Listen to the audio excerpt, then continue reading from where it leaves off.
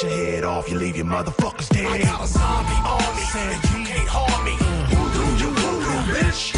Drink blood like a vampire without warning. Voodoo, you voodoo, bitch. Sam B got that thing that go bump in the night.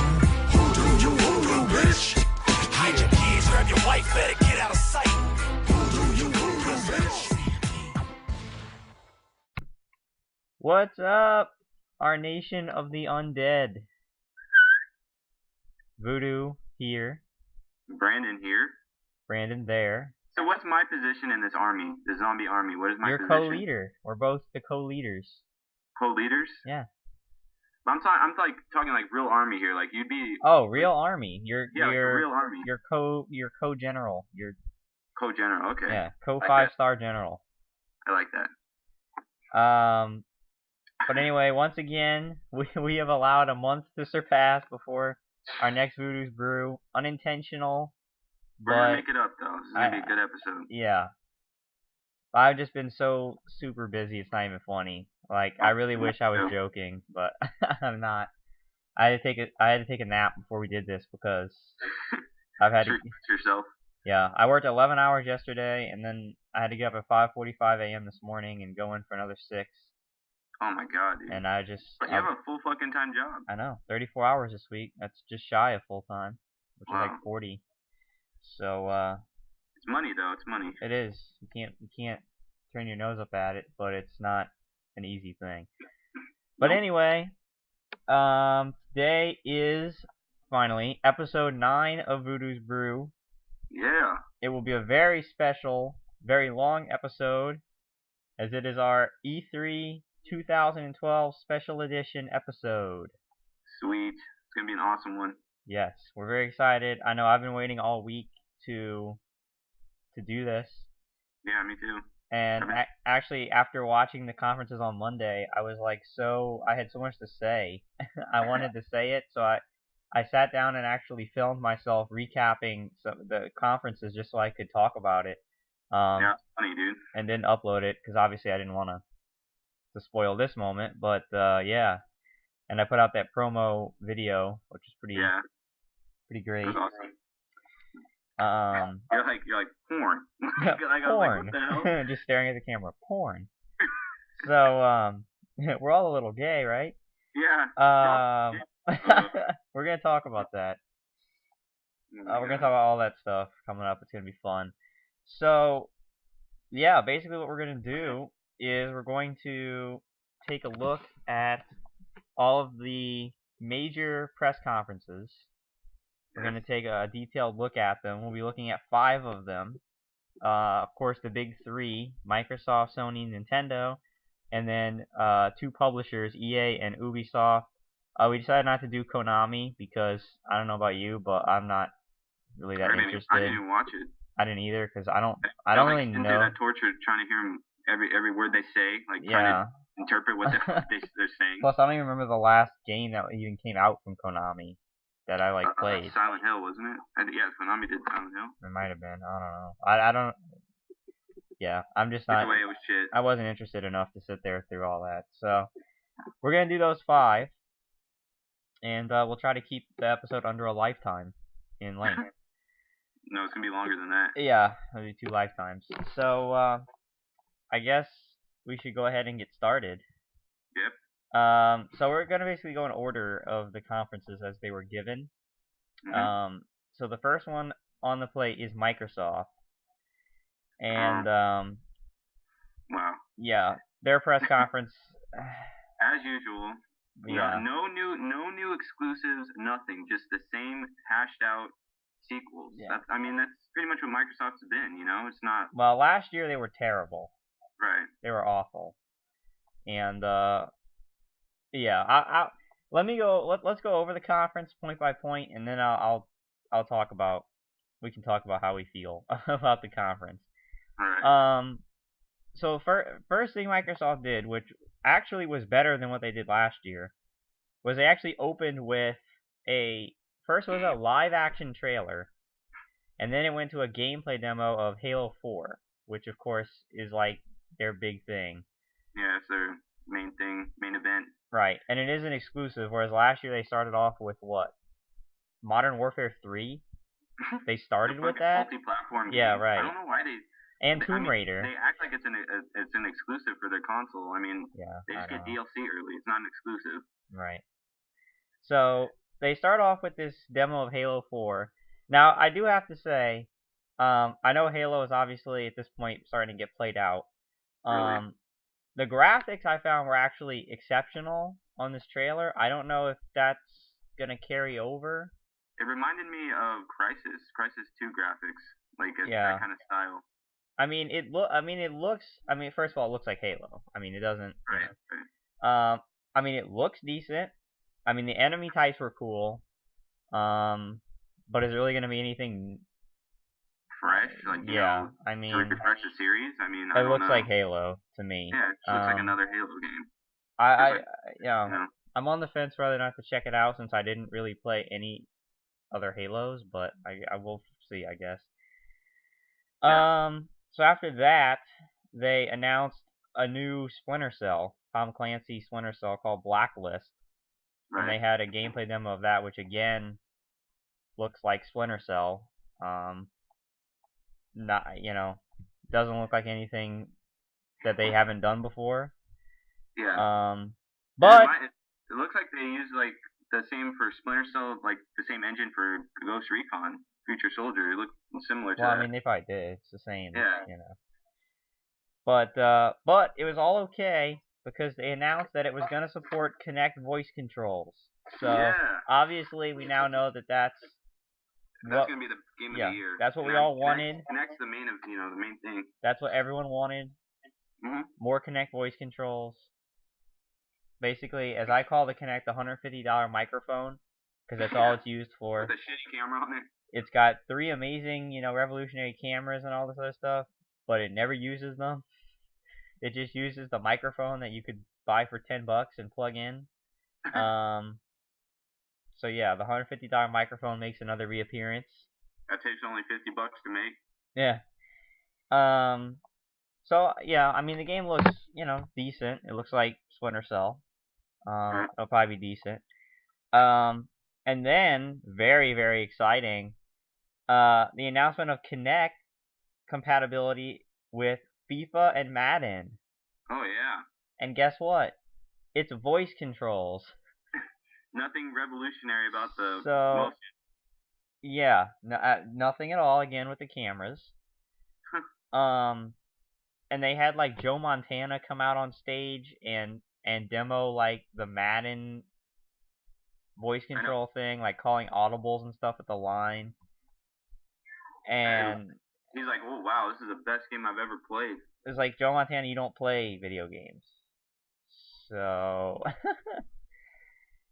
yeah. I mean, trust me, as someone who played Madden for like 14 years straight, there's so much wrong with that game that needs to be fixed that doesn't involve Kinect. Again, I never understood the appeal of yelling at your TV something that you could just do silently with a button. But I know. So stupid. Whatever. And they're saying that this new Infinity engine's gonna fix all the problems that it had, like it's gonna make it more organic. I mean, it really. What, Madden? Yeah, in Madden. They have a new Impact engine. Yeah, we'll get to that because they talked about that in EA's conference. Yeah. So yeah, it was just more Kinect VS. Then they showed like a short trailer for Fable: The Journey, which they showed last year at E3, and we still don't know anything about the game, like when it's coming out or anything. Mm-hmm. They talked about this last year, which is their really weak attempt at keeping the Fable franchise alive. Again, it's a Kinect-only game. But it uses motion. Yeah, it does actually use the motion, but it's like, for Fable, really? Like, that's the direction you're gonna go?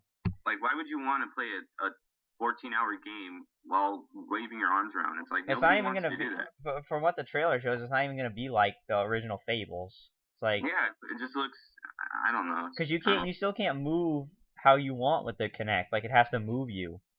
Yeah. Around. So it can't really be. It's not even like free, like, free movement. But again, they don't. I don't remember them. I don't think they gave a release date or anything, and they announced this game last year. So obviously. I think they did. I think for Fable, I think it's coming out August.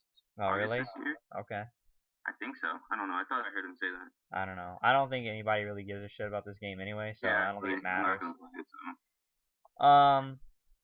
So then after that, they showed a very brief trailer, very brief, for yet another Gears of War Judgment.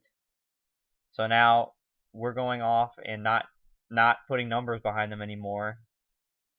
So is this like, yeah, is this a side story? Is that, you know, it's gonna follow Baird? Yeah, Baird. Okay, so it's not. It's like, dude. So it may not even have Marcus Phoenix in it. Right. So it's like, here we go, again, just like everybody else. They're gonna milk it. Yeah, milk it, just like I mean, it's that's all they do, dude. And didn't they announce another Forza? It's like, does anybody? Yeah, play that that was the next thing they did.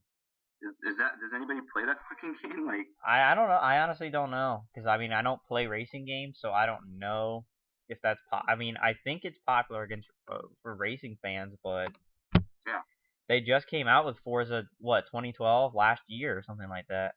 Yeah, I know. So I don't know, but yeah. So there's gonna be another Gears of War. It'll probably be the same fucking thing. I mean, we're not even like a year from Gears of War 3 and they're already milking the series. I mean, I'm not gonna bash it because I don't know, but yeah, well, you know, it's gonna be another Gears game. It's gonna be another Gears, right? Yeah. Then the next game was Forza Horizon, and that they said it's gonna be coming out sometime this year, but they didn't give a date. Sometime this year. Right, and that was another short trailer, no gameplay. And then we just entered this phase of this press conference that really had me questioning whether or not this was even like a gaming conference. Because all the stuff that they talk about for the next like 30 minutes really didn't have anything to do with gaming at all. That's how I feel about every Microsoft conference. Yeah, it was just basically sucking their corporate partners off. Yeah. So Smart glass, like, dude. Right. What? Like, smart glass. So I can control my console perfectly well with my controller. Like, yeah. So after Forza, they announced that, and I still don't understand why this has to be announced at the, like, this could be a completely just news thing. I don't understand why this has to be announced at your conference. Connect voice controls for Bing movies. What the fuck?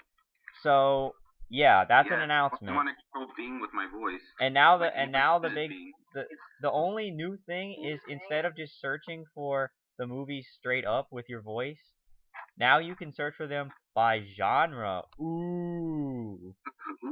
So amazing. It's like revolutionary. It's like, what? Like, oh my god. But anyway, so they had said that, which is stupid, and then they go on this rant about their new entertainment partners. I didn't even write them down because they were just going crazy with their entertainment. They're getting a bunch of new entertainment partners, basically, new like movie services and stuff like that, which people already have for stuff that's not their console. And then they announced that the NBA and the NHL were gonna have partnership deals with them and broadcast stuff, but I'm pretty sure there's a channel that already does that. Oh yeah, it's called ESPN. So I have a television already. I have a television. I have a computer. I don't need this. So they started talking about that. They went on about that for a little bit. Then they said that there's a new music service coming to Xbox called Xbox Music, which is an amazing title. Didn't they already have like Zune Music? I don't even know. I don't use any of this stuff. I don't use it. So no one uses this stuff, so I don't even know. Xbox Music. I'm pretty sure there's also something called iTunes. I know. Which serves the same purpose, but anyway. So they talked about that. Then they had this spokesman for Nike come out, and he starts talking about like stuff that has nothing to do with gaming. He starts basically pumping up Nike, trying to sell Nike. He's on stage and he's like, "Oh well, Nike's the best sporting thing there is. Great athletes like LeBron James and another guy, I forget who it was. These guys know that when they come to Nike, they're gonna get the best stuff because we have this." It's like, oh god. Sweatshop workers in the world. Oh god. They're the best ones that work for 60 cents an hour. Oh god. That was a can of worms we just opened. Oh my god. But anyway, it's like, dude, this is not a Nike press conference. What if he's like? What if he's like? He shows like a slideshow of the working environment. Oh god, we gotta Oh my stop. God. Oh god. But it Look was how just, well we treat our workers. it was just dumb. It was like he's trying to sell Nike. It's like, dude, this is a Microsoft press con. Anyway, the whole point of it was that Nike is now gonna partner with Xbox to do yet another fitness program. Can I ask you a question? Yeah. Who's asking for this shit? No one. Like Nobody. nobody's asking for this. Microsoft is because they need money. Yeah. So they asked Nike. It's funny, like Microsoft, like Xbox Live, you pay for it to get online. You get 100 advertisements, and on PSN it's free, and you get no advertisements. Like what? Doesn't make any sense. That is weird. That's weird. You pay for it online, and you have to watch ads. Like what? Yeah, no, that doesn't make sense. I don't know. Rarely do they make sense, but rarely. So it's called Nike Plus Connect Training, of course. So it's just like Wii Fit. It's just like everything else that all these other fitness programs. Zumba Fitness. Yep, nothing new. Nothing new. So then they had, Nothing new. Like, why don't they just? No, I know. I don't know. They just, yeah. So then they announced this stuff that everyone's still kind of confused about, and no one understands why this is necessary. What you were talking about, Xbox Smart Glass. Now, basically, what this is, from what I gather, is that you can sync up all of your like smart devices together with your TV or with your Xbox, I should say. So I've always wanted that. I remember like typing on the forums, I need a glass object to put on my lap so I can listen to my music, go through my movies with the ease of my finger. Like nobody's asking for that. Yeah. I don't even use any of the things that they're making it for. So basically, what it is they're like, say you're watching a TV show on Xbox, and all of us, and like while you're watching the TV show on Xbox, your iPad will tell you like more information about the cast and give you like random facts about the episode you're watching. No, thank you. I think they have that already on TV, don't they? Called Info. I mean, what the fuck? I don't know. It's like if you want to know about the cast, just go on IMDb. I know. Dude, I want to go on my Xbox. Oh god, I have to know what the cast and crew is. So I'm gonna have to go on my Xbox, use my smart glass device, and press on cast and crew. Like, no, nobody does that. And apparently it's supposed to work with some games too. Like they showed from Madden how you can apparently like draw a play on your iPad or something, and then it'll go and work with the game. You can like watch an episode or something on your iPad and then pause it and continue it on your Xbox or something like that. I don't know. It's like it's unnecessary. It's like where's the games? Yeah, that's what I was saying. Where the hell are the games? No one cares about this smart glass. I know. You're an Xbox. You're a fucking gaming console. You're not a television. You're not a fucking Charter or like a Time Warner cable. Yeah. Nobody gives a shit about this. Like everyone that came fucking left after they announced Gears of War. Yeah, because they're like, alright, they're done. Halo, Gears of War. Okay. They're like, I'm out of here.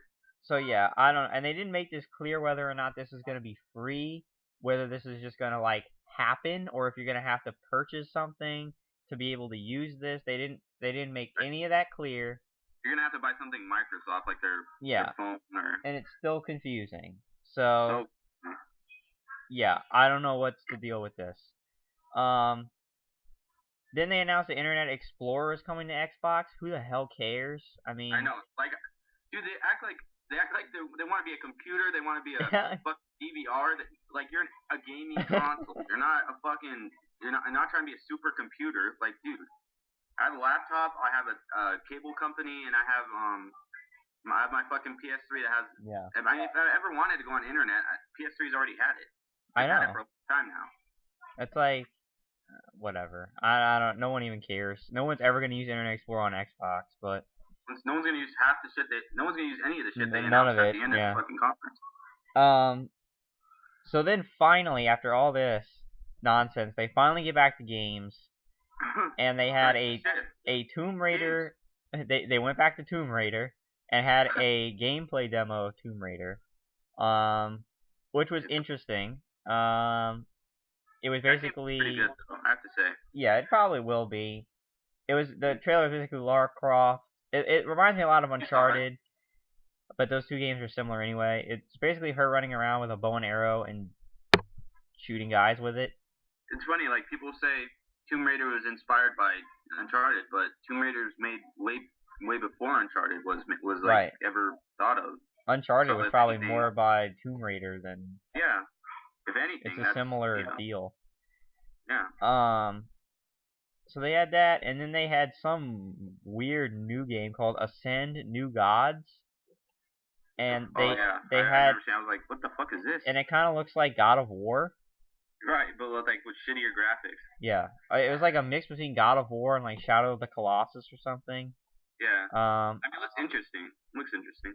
Yeah, I mean, I don't know, very weird.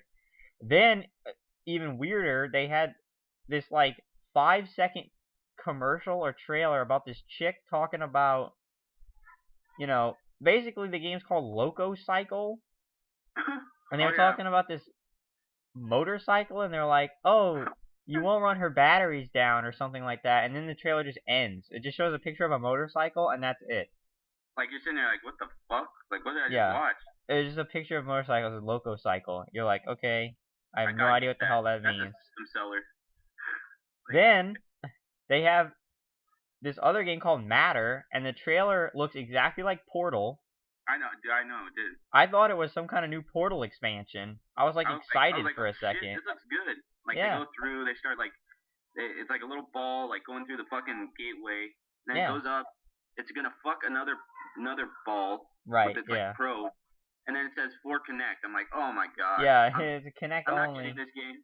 First of all, it looked like Portal, and then it said Matter, and I was like, okay, whatever you say. It's a complete Portal knockoff, and it says made for Connect, and it was like, well, that ruins that.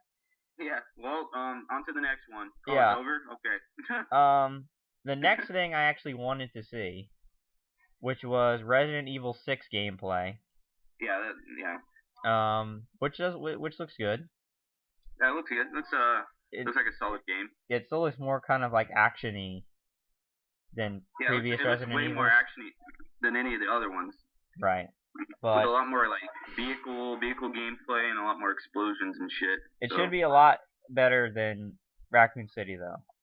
It should be. Oh, dude. Because it's actually Resident Evil. If it's worse than Raccoon City, they should fucking kill themselves. I mean. Yeah, it's true. It doesn't take enough. It doesn't take a lot to make it better than Raccoon City. You and I could probably make a game that's better than that. Seriously. And we don't even, obviously. Not even fucking game developers. So they had that, but we knew that the good stuff couldn't stay for long because they came out and did something else stupid called Wrecketeer. Oh yeah. Which was this chick this way too over-enthusiastic girl. She was like she was wet over this fucking game. Looked like.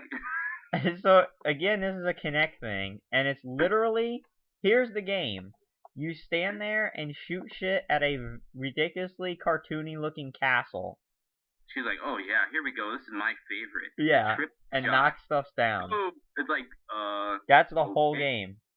That's the whole game. She's That's like, it. wow. She's like, this is coming out, and people are like, okay. Yeah, that was the whole game. Yeah, they're like, is there like a story mode? Is there multiplayer? No, is there just that. That's it. Point to this shit? Like, is there a point to this game? You just shoot shit at castles and knock them down. With gremlins sitting on top. With Kinect. That's the game. Jesus, man. Like, what the fuck? I was sitting there like, what the hell am I watching? Like, what is this? Like, I don't even know. And then here's more gameplay. It's like 4-player co-op. You shoot at each other, It's like. But no. That. Just that. Nothing cool. Just shoot shit. Shoot buildings. So then they had South Park. The creators of South Park, Matt Stone, Trey Parker, came out and demoed the South Park RPG that's coming out, which, if you're a fan of South Park, is probably going to be an awesome game. I do like the show. I'm not, obsessed with it like some people are. to where I'm all kinds of super hyped that they're making a South Park game. You know? To where I know like lines and skits, like parts of the skits that they do on there. It's like, yeah, I mean, I think it's funny and I'll occasionally watch it, but it's not something that I'm like, oh my god, they're making a South Park RPG. yeah, like, But oh my god, I gotta get it. The funniest thing about this whole situation was the fact that Matt Stone and Trey Parker came out and blatantly just made fun of and mocked the whole smart glass thing. I know, I was laughing, dude. Because they came out and they were like, guys, have you ever wanted to be watching an episode of South Park, then all of a sudden have it come up on your iPad in 5 different places, and have you sitting in your fridge, sitting in the refrigerator while your dick's in the oven, and you're playing South Park the RPG. It was hilarious. No? Like, okay. Everyone was laughing because they just came out and mocked the smart glass stuff because it's so stupid, and of course... They don't give a shit. No, they make South Park. Because they don't care. They make South Park. Yeah. Obviously, if they want to mock something, they're going to just do it, and that needed mocking. I needed mocking, dude. So that was funny that they just made an ass of Microsoft at their own conference. But other than that, the game, I mean, it looks like playing South Park. Yeah. It looks exactly like an episode of South Park. And yeah, so I mean, it looks awesome. It looks really cool. I'm not like super excited about it. Yeah. But I mean, that's all I can say. It looks like you're playing an episode of South Park. So if you're a fan of that, then you'll probably really enjoy the game. Right. Then after that, more stuff that again seemed to be some sort of a common theme throughout this, not just this conference, but this whole E3.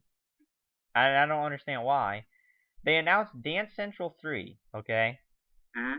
And then all of a sudden, Usher, he comes on the screen and he's like, I can't wait to show you all of my dance moves in this game. Oh wait, let me just show you now. And then all of a sudden, he comes out on stage with like 7 backup dancers and does like a concert on the stage, singing his song, running around. And I'm like, dude, this is a gaming conference. Wait, who is this? What was this? Usher. Oh, yeah, Usher. I was like, what the fuck? Yeah. Is this a concert now? Like, what the hell is Microsoft doing? They don't understand, and I tweeted this as I was watching. I said, I don't think Microsoft understands that this is a gaming conference. It's like a concert and shit. People are saying, like, yeah. Why is Usher on stage performing and it has nothing to do with Dance Central? It's just the fact that he's in the game. Okay, but why can't you have people on stage demoing the game? Like dancing and why don't you get Usher on stage to demo the game? That would make sense. Have a concert, nothing about the game. It just says Dance Central 3. Right. And then Usher's like singing and shit. It's like, yeah, okay. It's like an Usher mini concert. It's like, what does this have to do with Dance Central? Nothing.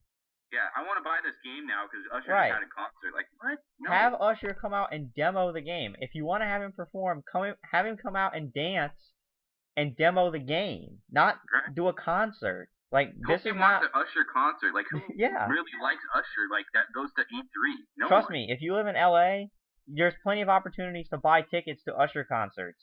Right. You don't need it at E3. And nobody wants to buy Usher concert. No. Goes to Usher concert. No one wants to see that at E3. So anyway, yeah, smack my ass. Fuck me right now. I was like, no, dude, I want to hear about games. I don't want to hear about smacking asses in a club while you're getting your like, dude, no. That was just no. Stop it. New IP. I want a new IP from Microsoft. That's not gonna happen. I know. That's anytime what I'm saying. soon. But that's all anyone wants, and they just they don't get that. So shit on your head. So that happened. That finally ended. Thank God. And then they ended with something that I actually wanted to see, which was gameplay of Black Ops 2. You wanted to see that? Yeah. I actually wanted to see Black Ops 2 gameplay, not just the theatrical trailers. And then you see it, and I pretty much like fucking facepalm. You can shoot through fucking walls now with the sniper rifle that they had in the game. You can shoot through walls. Yeah, that better not be in the multiplayer. Dude, I can guarantee it's gonna be in the multiplayer. I can guarantee it. It's gonna be, you can see through walls and shoot people through fucking walls. Like, what the fuck is wrong with Activision? Oh my god. But yeah, so I mean the gameplay looked basically like Call of Duty gameplay.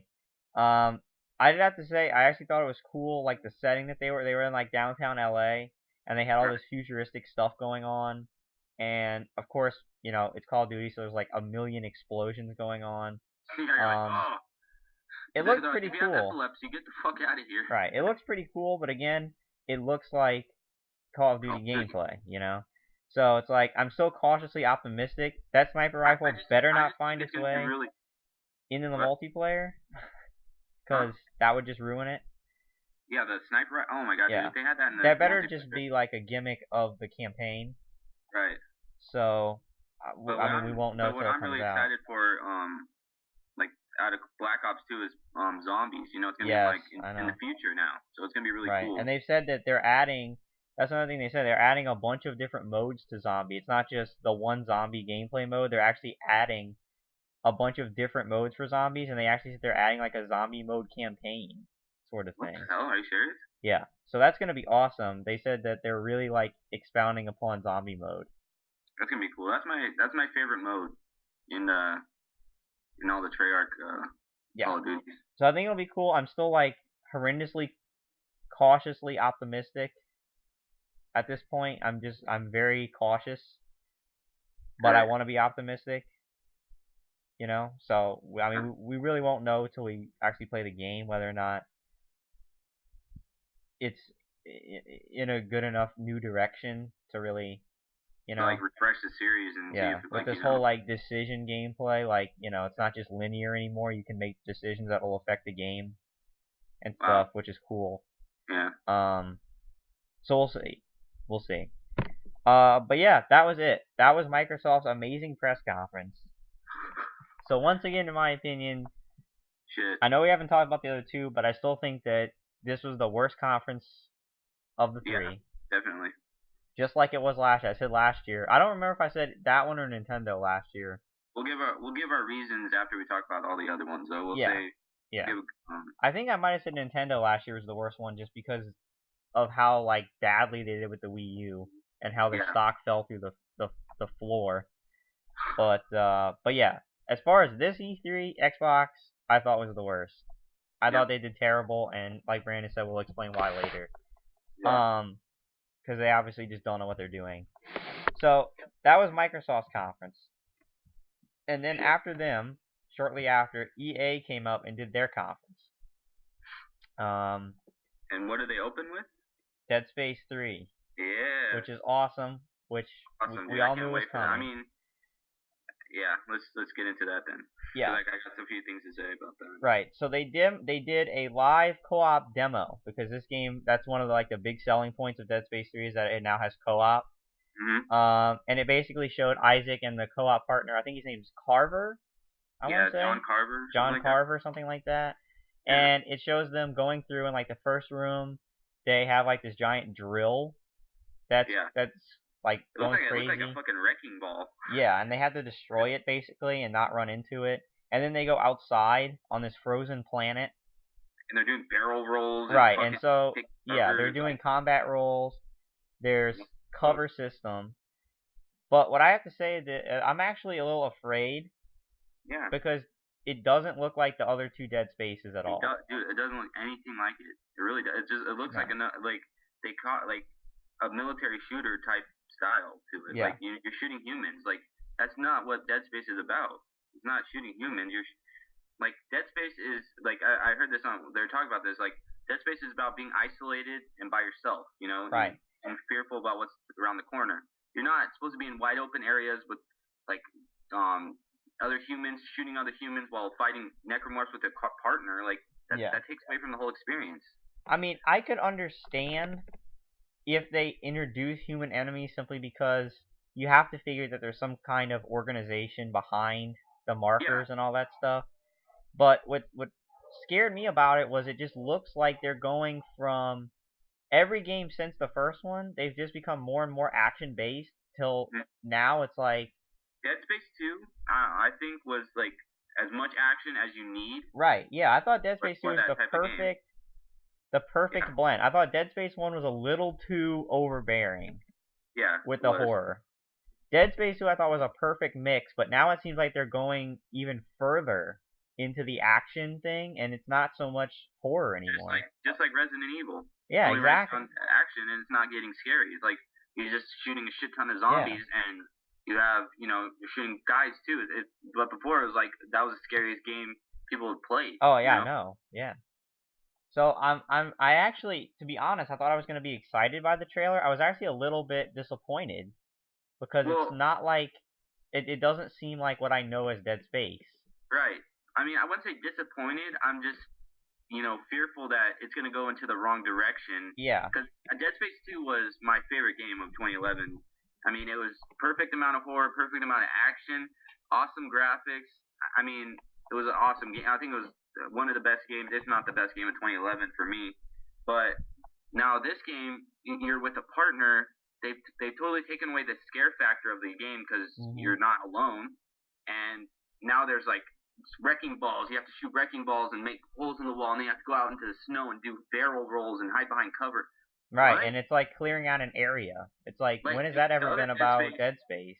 Yeah, Dead Space 2 was more of like a kind of like a haunted house type. Like when you go through a haunted house of like Halloween. They have haunted houses and stuff. It was like that because you were like going through like a linear type game with scary events that occurred during your experience. Now this game is you're with a partner, and I just don't feel Dead Space anymore. Like I really don't. I mean, yeah, I didn't get that Dead Space vibe out of it, and I could understand a co-op mode. Right. But I don't know about the whole... Like that's what everyone was asking for Dead Space 2, like to add a horde mode of like necromorphs and all these monsters. That would have been awesome if they integrated that in Dead Space 3 with the co-op aspect to it. You're fighting against a whole bunch of monsters at one time. Now it's like you're playing through the campaign with a co-op partner. Like I don't know. Right. So I don't because the multiplayer. I may actually I don't know about this, but I may actually choose to play the single player by myself.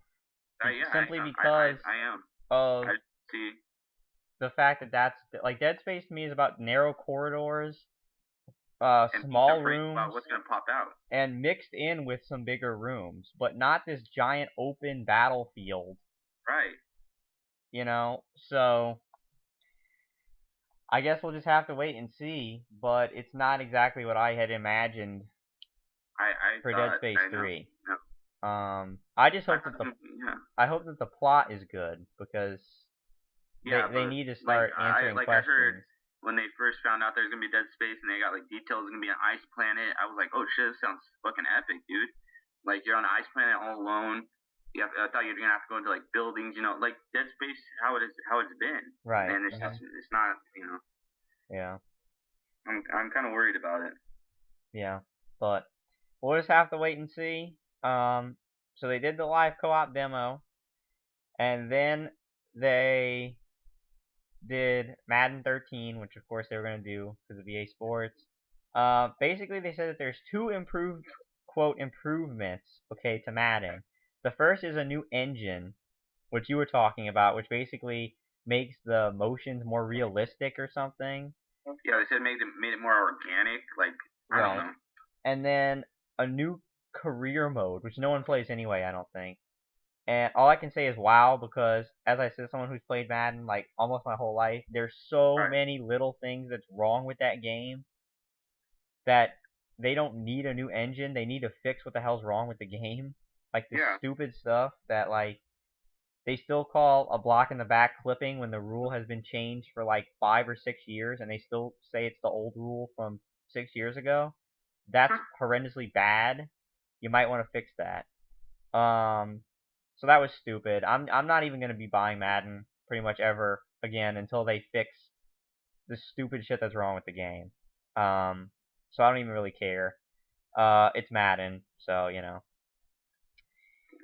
Then they started talking about SimCity. They said that SimCity Social is coming to Facebook, which no one cares about. Like, dude, oh my god. I know. All these gimmicky shit. All this gimmicky shit. They showed like gameplay. It's the same thing as like whatever the hell that thing is on Facebook now. Where it's like Well, it's made by Zynga. I think it's like the city game, Cityville. It's like the same exact thing. It's no different. And then they showed a new Sim City, but it's just called Sim City. So is it a remake or is it a reboot? I don't know. I've never played SimCity, so. Yeah, I don't either. But they she didn't explain if it was a reboot. I think it's a reboot, but it's basically a brand new Sim City game for PC. Yeah. So yeah. Then they had a couple of things that really confused me. And again, I guess they just had to fill up 60 minutes, but this doesn't really seem like the kind of stuff you would talk about at a conference. But anyway, the first thing they talked about was Battlefield 3 Premium, which is basically just Battlefield's answer to Call of Duty Elite. Right. Because you get the same stuff. You get expansion packs. And extra DLC with DLC. Like, guns and stuff. But here's my question. Who the fuck still cares about Battlefield 3? Well, at least to the point. But it's like, if I'm gonna buy the DLC, I want to buy a certain deal. I don't want to have all the DLC and pay $50 for DLC I don't want. But it's like, why are we talking about expansion packs to a game that came out in October of last year at this year's E3? Like, why is that a presentation? Right. I mean, I guess they have a really big fan base though for that game. But can't you just release a press release? Like, why does it have to be on stage? Have that be like a YouTube, like put out a video on YouTube saying premium, get all this shit. Like, it shouldn't be in a conference, dude. It's about new games coming out this year and next year. Plus, you're a little late. I mean, Call of Duty Elite's been out since November of last year. Like, you're a little late on this. Like, why didn't you do this on release? Why didn't you bring this up before? Like, why all of a sudden now you're like, oh, let's make this Battlefield 3 Premium for $50. $50. You save $15, like, or $25. It's like, what the fuck? I don't know. That was weird. I was like, who the hell cares anymore? People probably, like, at this point have played, like, most of their fair share of Battlefield 3. Right, I mean, and now they want to try to push, like, it's fine to put that out there, but it shouldn't be in a conference. I mean, put it out on, like, the forums of Battlefield and, Battlefield YouTube for people that actually care about Battlefield, like, people that are dedicated fans to it. Yeah, because that's the only people who care anymore, or, like, the hardcore dedicated fans. People that still have it now are fans. Yeah. Like, there are a lot of people who played it, when it was new for a little while. Right. And was like, okay, this is fun, and they moved on. The only people that care anymore are the hardcore fan base of Battlefield. Right. Who are probably like the PC gamers. Yeah, PC elitists and some PS3 players, and I guess that's it. Yeah, because that's like the only thing PS3 is getting ahead of time is Battlefield stuff. Yeah. So that was kind of weird. And then it was even weirder because after that they had a presentation for Star Wars The Old Republic expansion packs. What the fuck? I was like, dude, what? I mean, who has a presentation for DLC? Right. And like, not even Skyrim. Has a certain fan base. Yeah, it's an old game. Right. Like, not even... Skyrim didn't even have a presentation for Dawn Guard. I know. What the fuck? And that's coming out this month, and that's a game that has, like, the biggest fan base, like, ever. Right. So, just very weird. It's like, no one cares to that extent anymore about expansions for these old games. Like, why are you... It's a PC exclusive game. It's not even multi-platform. Yeah, it's very weird. Weird. So then after that, they had a demo of Medal of Honor Warfighter, which honestly to me looks like every other modern war game I've ever seen in my life. It's no different. It looks exactly the same. 3 with a new name. Yeah, it looks exactly the same. Same engine. Yeah, Frostbite 2 really just doesn't look different at all. I would have to say it looks better than Battlefield 3 though. I don't know. In my opinion. It's hard to tell. Look like shit. But yeah, it doesn't look any different. Then they started talking about like some random social media stuff like Madden NFL Social, and I was like, no one fucking cares about this. Then they talked a little bit about FIFA 13, which is again FIFA. Yeah. I mean that has its own fan base as well. Like right, but I don't see where there's anything. They didn't really say there's anything necessarily new. Yeah, they didn't say like, oh, a new engine to improve it. It's just FIFA 13. It's just FIFA 13 with Facebook integration. Right, and Kinect voice controls. Oh yeah. So yeah, can't forget that. You have to actually yell into your TV to get your players to do instead of just going to the pause menu and subbing. That's too hard. Yeah. How do people ever survive on the NES? I don't know. Jesus. Then they announced that, and I guess I'm behind the times because I thought that they already did this, but I guess not. They announced that they now have an exclusive partnership with UFC Oh yeah. to make No, UFC I games think that was now. a different company. I think it was THQ who did the Yeah, US, maybe other so. UFCs. Because they have, UFC Undisputed or whatever. Yeah. So, yeah, they had like the president of the UFC out there and all. So, again, another niche audience. If you like UFC, then, good for you. Woohoo. You're getting an EA Sports game. So, you basically, after you buy the first one, you'll own them all because they'll never change it. Right. Then they had gameplay demo for Need for Speed Most Wanted, which honestly looks exactly like the Most Wanted game that was on PS2, just with better graphics. Has its name? Yeah. It's the same thing. It's just a different company. It's just Criterion making it now. Right. It looks exactly the same. I mean, it's like, to go back to like the sports games. Like, you think they make one every year? It would be like the most realistic experience you've ever had. I mean, they've done it every year, and yeah, but they know that it's gonna sell, so they don't care anymore. They don't. I mean, you think that like it'd be like the most realistic game, like all the physics and stuff would be like top notch and like pinpoint, like accurate to what it actually happened. It's still like, it has a lot of bugs in it. It's like, they'd update the rules. Yeah, or they keep up with the fucking rule dumb book of the game that boneheaded they're creating. shit like. Anyway. Or when you're at a different team's stadium and they cheer for the away team when they score, you'd think that they fixed that, but it's cool. What the fuck? Yeah, they do that. So yeah, Need for Speed Most Wanted, and the whole thing that they're pumping up with this game is it the gameplay? No. Is it the graphics? No. Is it the cars? No. You know what they're pumping about this game? Is that as you're playing the game, it displays your friend's stats about. I've always wanted that. About how fast this how fast they've raced, how far they've jumped, and the whole point is to try to beat their score. That's what they're pushing for this game. What the fuck? Not the game. I don't know. You can't have leaderboards after you finish a race. Leaderboards. That's what the live leaderboards. That's what the the main thing of this game is. Yeah. Always wanted that. So I mean, if I wanted to play Most Wanted, I'd just play it for PS2 because it looks like the same game. And then finally, I guess they wanted to troll me, and they succeeded by debuting Crysis 3 gameplay demo. And looks like the same. Once again, like everything else in this press conference except for Dead Space, it looks exactly the same. Like literally with a crossbow. With a bow and arrow, which I don't understand why everyone's freaking out about that. It's just a weapon. Like there's plenty of games that have crossbows. Tomb Raider. Yeah, for one. Assassin's Creed. Yeah. Like.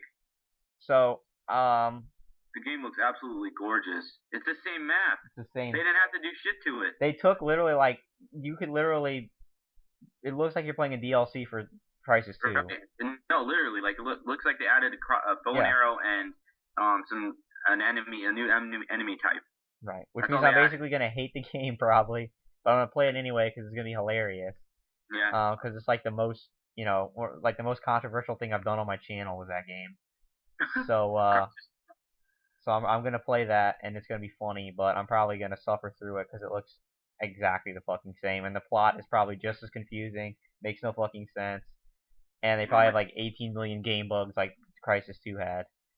Like, I mean, if you're gonna have a pretty game, make sure it looks pretty when you actually do shit in it. Like, I mean, it'd be optimal, but they're not that smart. So that was it for EA. So nothing really to report. I mean, it was decent, but it was just rehash shit, Everything looked at least the same. It was all games. I mean, it was all games that they're announcing, well, like Microsoft. Other than this social bullshit with the EA Sports stuff. But you're gonna have that shit in there too, all that gimmicky shit. But at least it was new games that they're announcing. Yeah, but again, it was absolutely nothing that it wasn't anything that anybody didn't know. Move your way. It wasn't. There was no surprises. There was nothing like that. Right. It was all stuff that we already knew, and it was just basically, showing gameplay. And for the most part, most of these games look exactly the same. as every they other year did. that it's been out. Really, I mean, nothing new. The only big thing I think about this press conference was the Dead Space 3 demo gameplay, because I think a lot of people wanted to see that. Yeah. And I was definitely excited for that. And I'm glad they showed it, but it did foster some worry about the direction of the game. But we'll wait and see. I'll obviously be playing it anyway, so yeah, we'll see. I mean, it's one of my favorite game franchises, you know. Yeah. So all right, that did it for EA. Now we have to move on to the the weirdest thing at E3, the Ubisoft press conference. Not the cosplayers and the fucking weird outfits. No. Not any of that. This is the weirdest shit. This was the weirdest.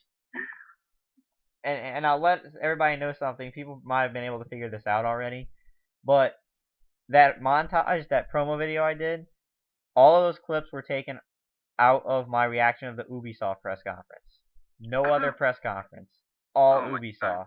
So if you thought that was a giant clusterfuck of information, it's all Ubisoft. So I guess we should get into this. All right. Yeah. So here we go. Ubisoft.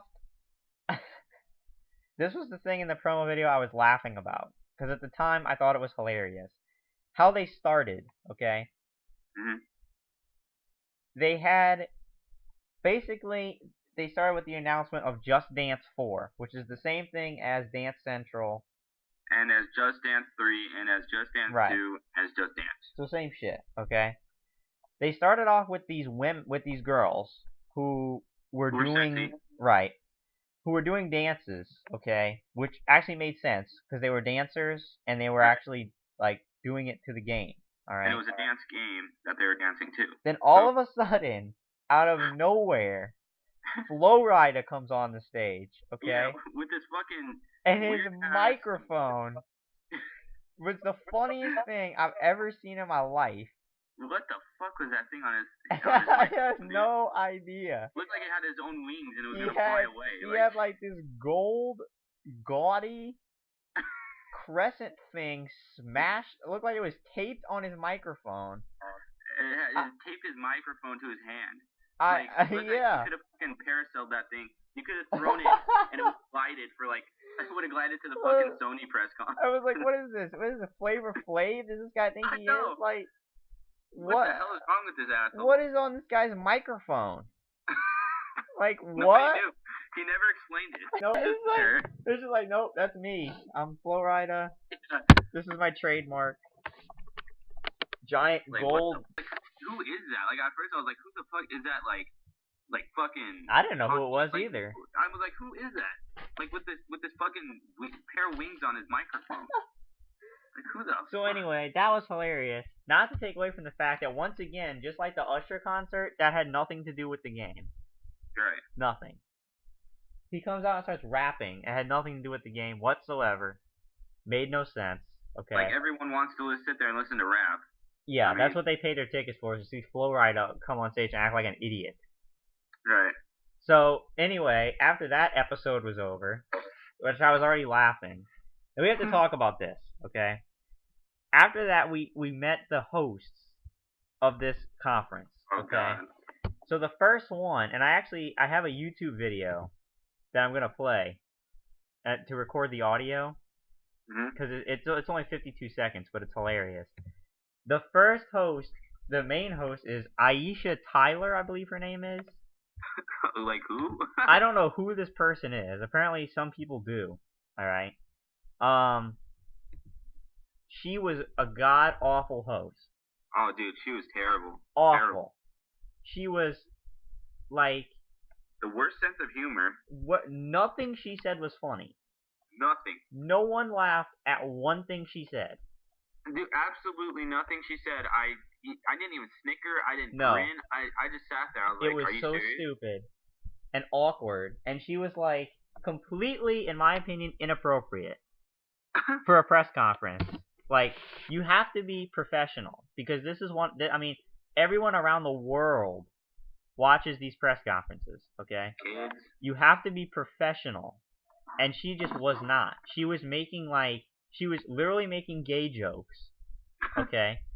She starts off by making a joke. Well, I'll just... What I'm going to do is I'm going to play the video. What the video is it's basically a 52-second mashup somebody made of her stupidity and her quotes. And I'm going to play the video so you can hear some of the... They already made that video? Oh, yeah.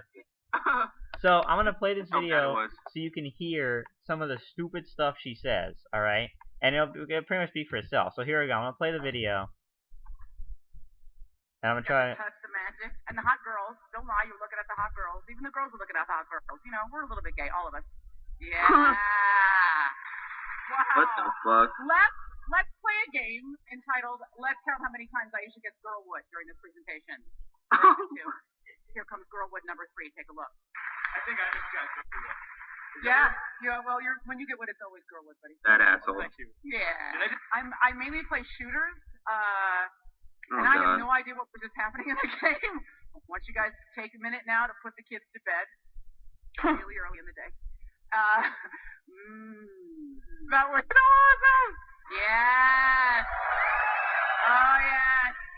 Or as the people at Ubisoft like to call it, Shootmania. And, yes, Shootmania. Right. Or get smothered by a giant black girl. So, yeah. I mainly play shooters, but I'm promoting Yeah. a company that doesn't make shooters. I mainly play shooters. I don't know what the hell is going on in that game, is what she said. And if you didn't hear, I don't know how well it came out, but she says basically, let's play a game and count how many times I can get Girlwood What the fuck is that? during this. So, I mean, it was just, and then she made that gay joke where she was like, oh yeah, even the women were looking at the women because we're all gay. No. I was like, okay. That's funny if somebody's like, no. You can't say that. Like, you're supposed to be professional at Right. this. That's not professional. You can't make gay jokes on an international conference like that. I mean, that's just boneheaded stupid. I got Girlwood. Yeah, I have Girlwood and I'm gay and we're all gay and like, what? What the fuck? So anyway, that's what people had to deal with the entire conference, was that, okay? Then, if she wasn't bad enough, If she was not bad enough. the other person that was kind of hosting the show, who knows why they got this guy? I know why. Well, I'd like you to share, but... Okay, good. Oh, you don't want me to share? No, I do. Oh. But it's Tobuscus, Toby Turner. who is, of course, a giant personality on YouTube, Maroon. who doesn't know what he's talking about, really, when it comes to games. And if there was anyone that was even more not funny than Aisha Tyler, it was him. It was him. It was definitely him. You know it's bad when the probably the worst fucking host in E3 history was making fun of you. Yes. She was literally talking shit on him the whole time. Yes, I know. And he kept interrupting her the whole time. Oh my god. Being- Well, I mean, I don't have a problem with that because she was pretty bad, but True, but he was being a jackass. yeah. He was, like, just, every time he said something, she said something, it was just complete dead silence. Nobody that laughed. Nobody. I don't think anybody knew who the fuck he was No. or who the fuck she was. No one knew who these people were.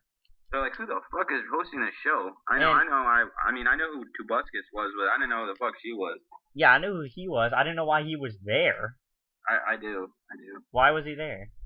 Because he does like literal trailers, like for he did one for Assassin's Creed. I think it was Assassin's Creed Brotherhood, where he like when it showed the Ubisoft sign, he was like Sheen Sparkle, and like it was like a big thing. Like they actually talked about it at their like I think it was last year they talked about it, and I think they brought him up just as a cameo, I guess, because he did that video about it.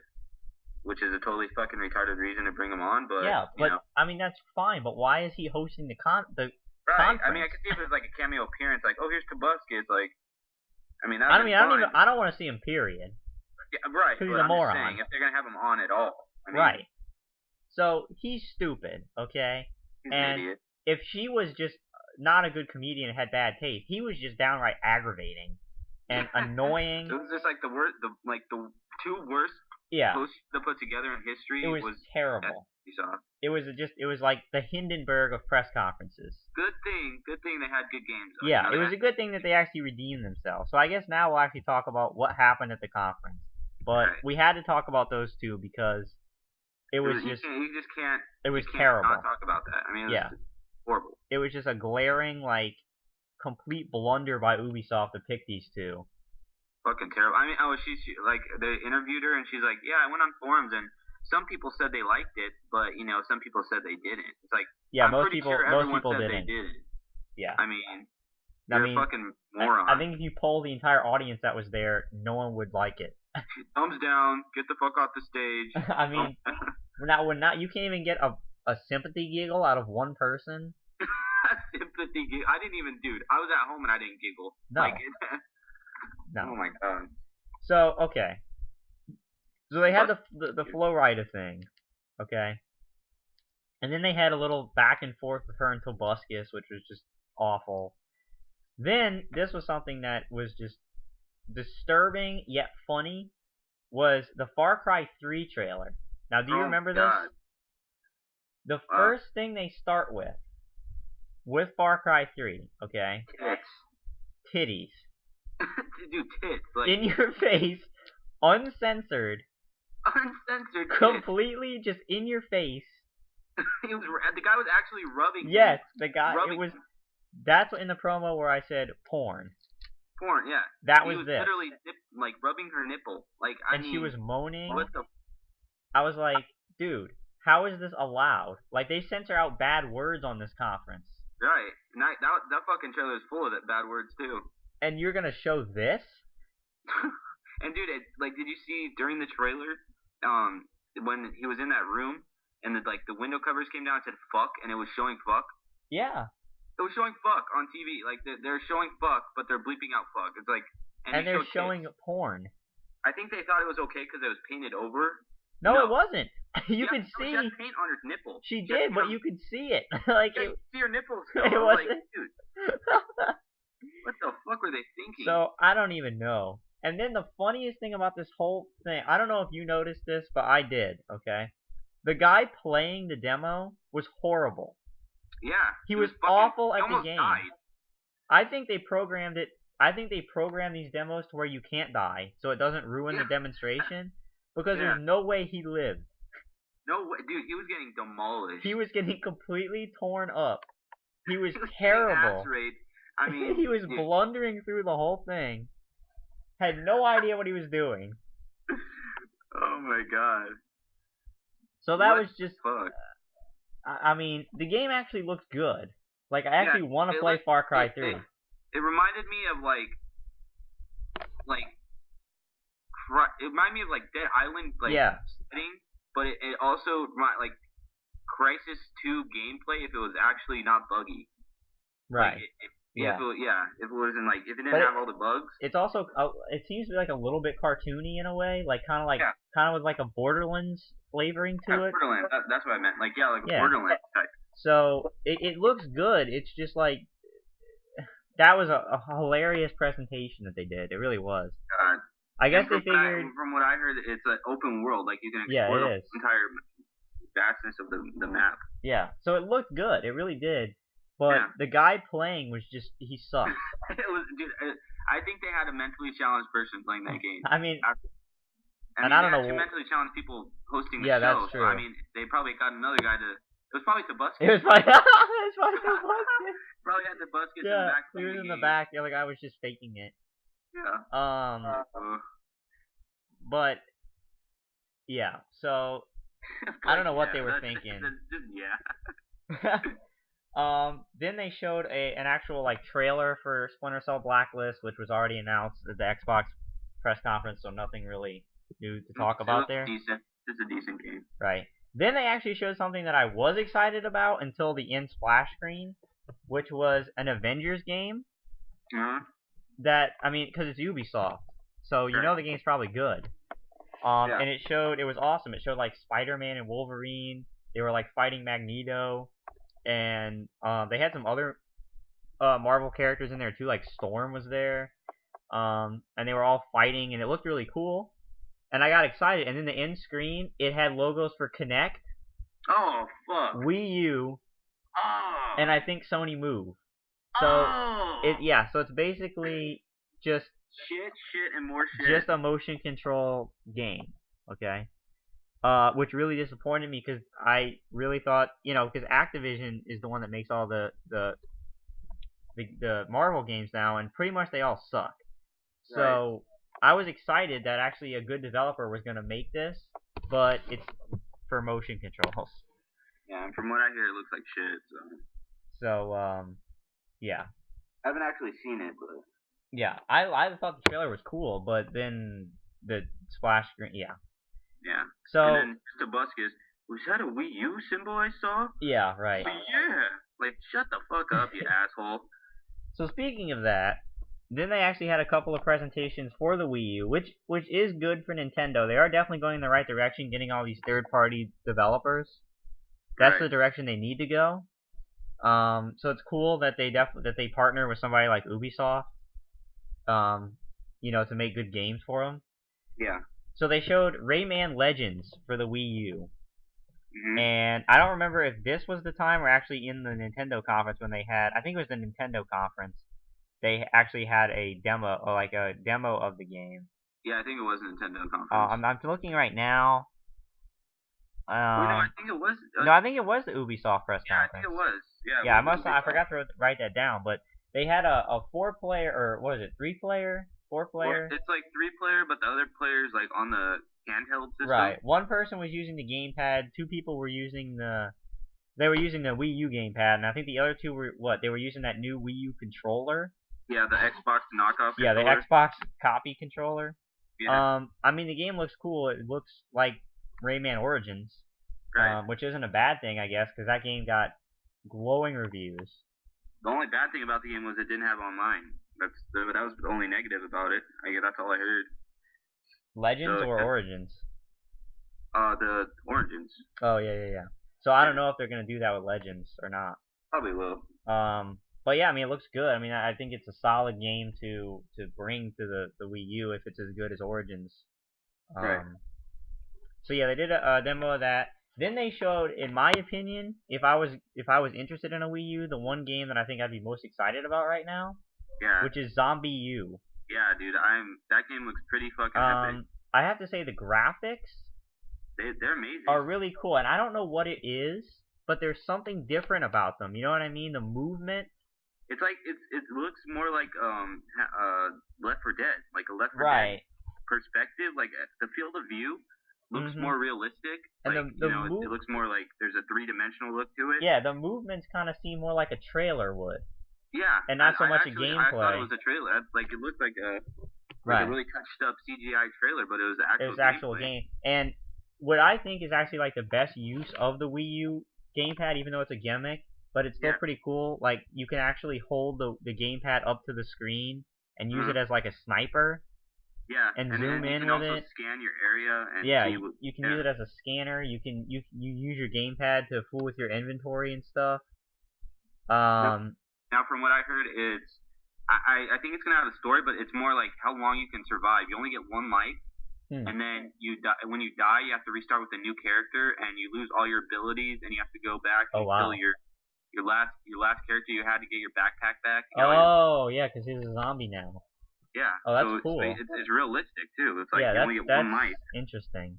So I would have to say that so far, I think that's the most enticing game right now for Wii U. Plus, that's probably why I would buy Wii U. Plus the fact that it's made by Ubisoft, so you know it's probably going to be good. You know. Yeah. So that was good, and then the rest of the conference, in my opinion, save one part, was really good. After Zombie U, they showed an Assassin's Creed 3 trailer. Which was that game looks pretty outstanding. Amazing. I mean, that trailer was, I have it written down here, kick-ass trailer. Like he hides in a bush, in brush. He first runs through trees, hides in brush,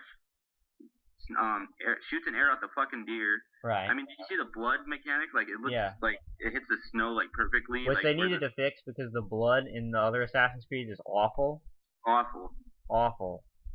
But this was it was hard for me to remember because there was so much Assassin's Creed 3 shown at different events. It's hard for me to remember this, but I believe this was the trailer where they show him running up to like the British forces, and he was dodging all their gunfire and stuff. Oh yeah, it was that trailer. Okay. Yeah, and then he jumps up and like assassinates the leader. Right. Of the like, it was awesome. Like he jumps over all the troops and he like shoots.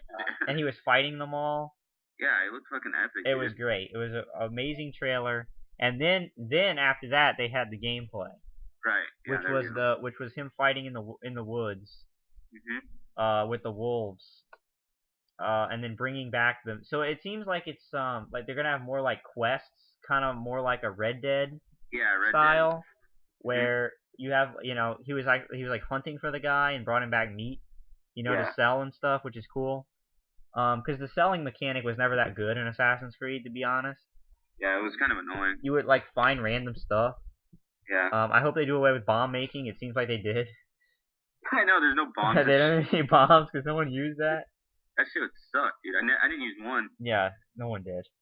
So, So yeah, that game just looks incredible, and as we continue, there's more Assassin's Creed 3 to come. But the snow mechanics in that game, like when you walk, it's like different heights of snow. Yeah. So like foot will sink in at a point and it'll slow you down. It looks fucking awesome, dude. Yeah. I have a lot of opinions to say about Assassin's Creed, and I'll get to that when we actually get to the Sony conference, because that's basically the end of the Assassin's Creed stuff, and that's where I want to talk about it. Okay. So they had that for Assassin's Creed 3. Then they had that weird segment with the competitive multiplayer game. I know. I was like, what the fuck is this? Where it made no sense. They had a bunch of like foreign people who were like champion. I couldn't understand what game they were. So were they saying Counter-Strike? Yeah, it was Counter-Strike. That's what I thought. It was from World of Warcraft. Like had nothing to do with fucking first-person shooters. So I was like, what the hell am I watching? So they had 2 teams, 3 people, a girl team and a guy team from like these international game champions, which was mostly Counter-Strike. Yeah. And they played some kind of new game that they just deemed as an esport. Yeah, what the fuck? I don't know anything about this. It was the most random game ever. The basic concept is that there's 3 people on one team, 1 person on the other team. The solo person has a rivet gun that kills in one shot. Yeah. And the other 3 people have rocket launchers that you need to hit the other guy a couple of times to kill him. And that's the whole premise. Whoever, if the 3 players or the 1 player can win, depending on who kills who. That was the whole game, and it was just what it had to do with any. Yeah. Like, that's what they're like. We want to see multi-platform games. We want to see that. We don't want to see PC exclusive games. Like. But I don't even know if it was. Like, they didn't even explain what it was. It was a PC exclusive game, I think. I don't know. They were playing on PC rigs. Yeah, they were playing on PC. Yeah. But it was weird. Like, they didn't explain why they were doing this. What was the game called? It was called Shoot Mania.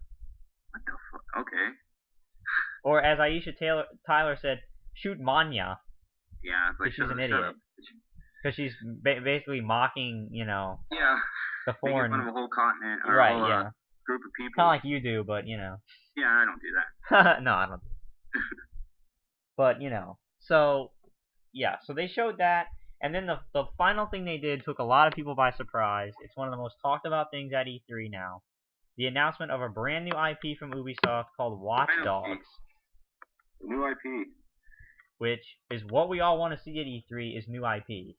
Right. That's all we want to see. And this one looks fucking amazing. This one looks cool. So, it's a little confusing, but it seems like the premise of the game is basically that it seems like it's in the near future.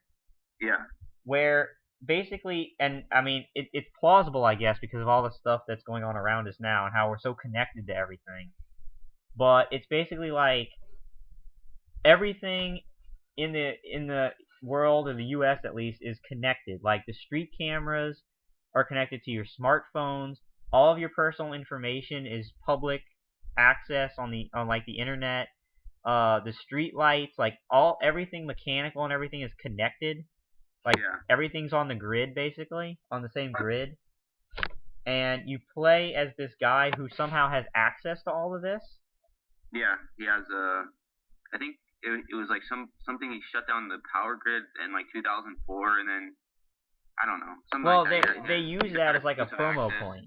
They were like, it wasn't that guy. It was some other. They were because this actually happened, but like in real life. Oh yeah. But somebody actually like hacked the power grid, and they were like, yeah, but in the future it's gonna be way more than that. If somebody gets access to all of this information, right, it could be worse than that. And that was basically the promo leading into the game. And the trailer was awesome because he's doing all this different stuff. Like he's hacking people's cell phones. First the graphics were the graphics awesome. were unbelievable.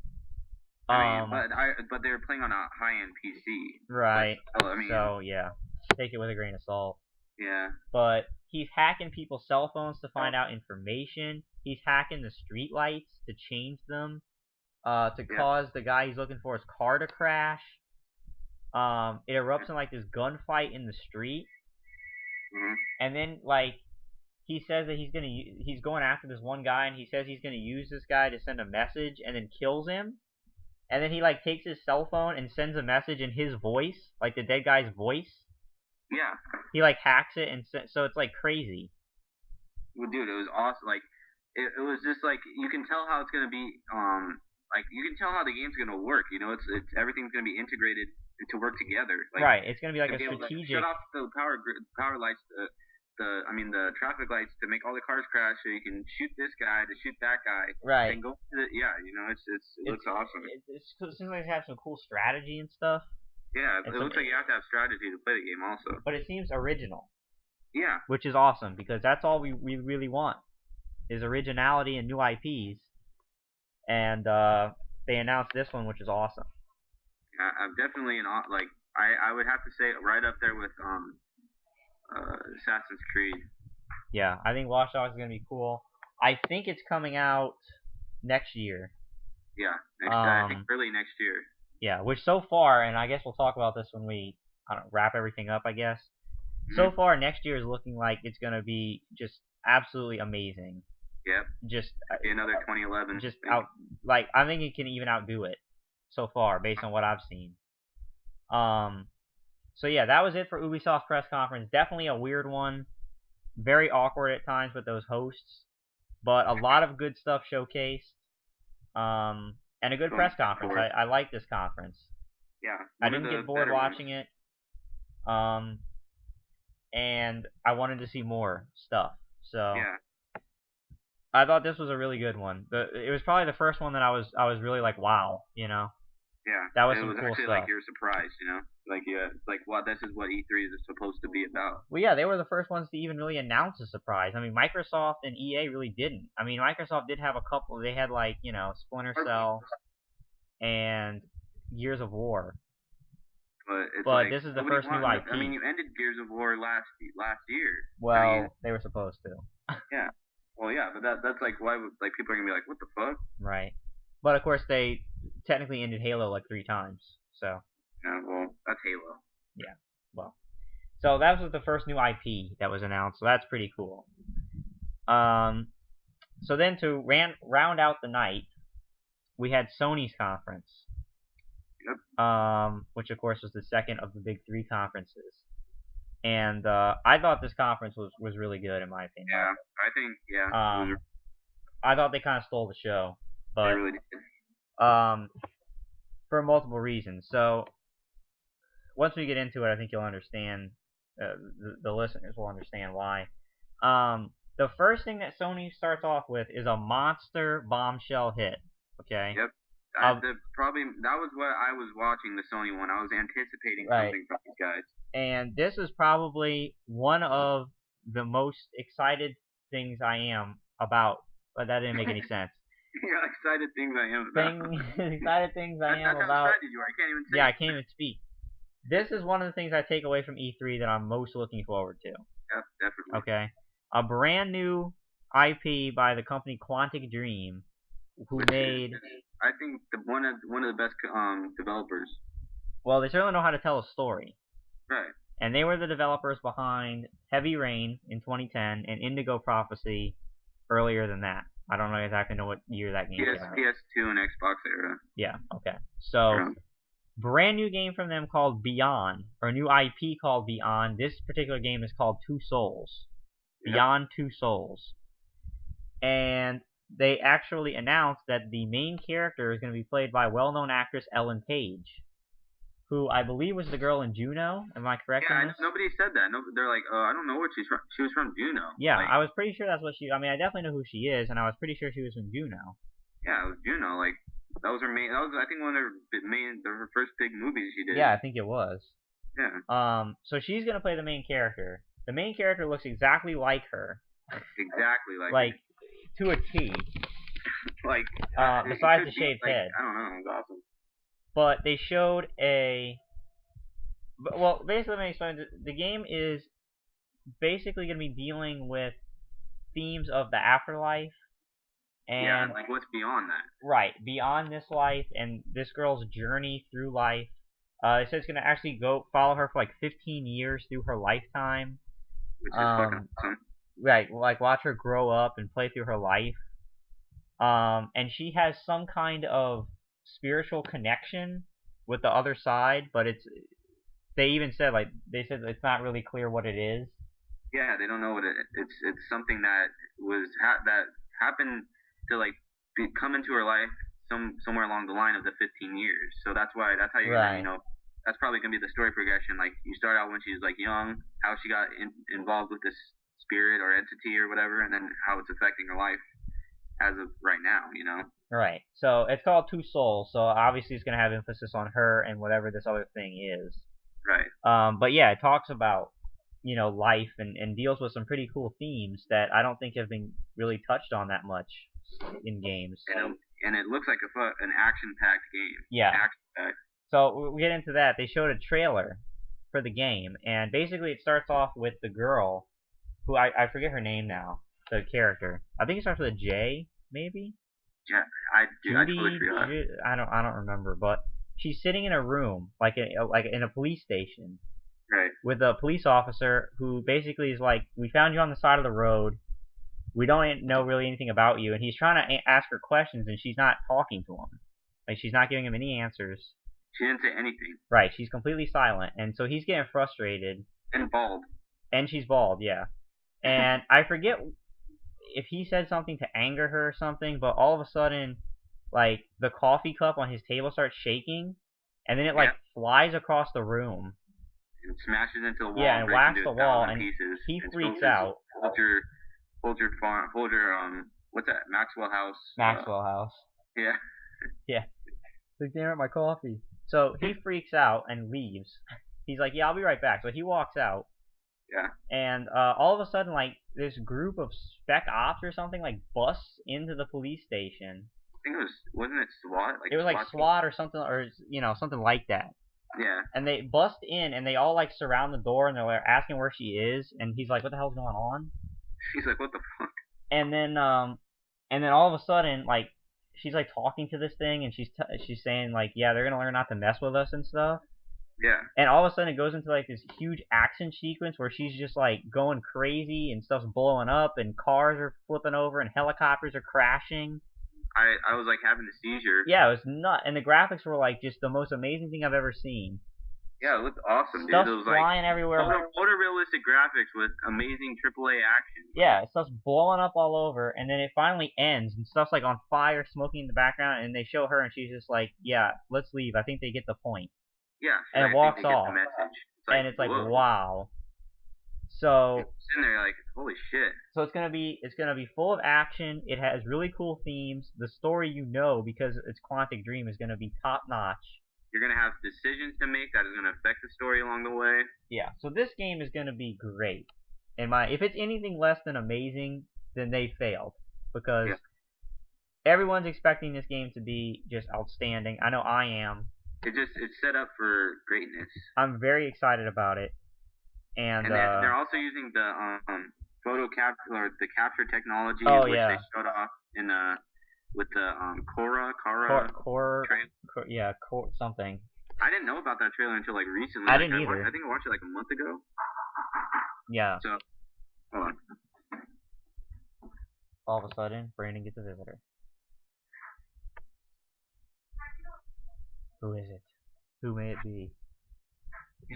It's Aisha Tyler and Tobuscus. Alright. There to visit Brandon. So, yeah, so they showed that off, and that got everybody excited to start the conference. So, I mean, what a way to start it off. Yeah, I mean, they know how to start a conference, okay? So, that was awesome. And then they talked about something that I didn't find nearly as great, which was PlayStation All-Stars Battle Royale, which we all knew was coming out. Which is Smash Brothers with PlayStation characters. Yeah, just pretty much Smash Brothers with the PlayStation skin. Right, there's no difference. It's just characters, like famous characters from PlayStation, like Sly Cooper and Kratos and the Helgen, a Helgen guy, Parappa the Rapper randomly. I know, what the hell? He's like, yeah. PS1, didn't he only have like 2 games or something? I don't know. I know he was popular.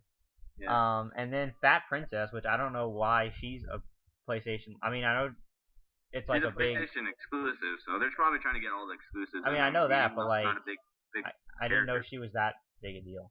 But anyway, so yeah, they had that shown. They had a 4-player demo. They did announce that it's going to be available for Vita and cross-compatible with PS3, which is actually pretty cool because I think that's what they need to do to sell Vita games. So like so you can play online, like one person on a Vita, one person on the console, which is cool.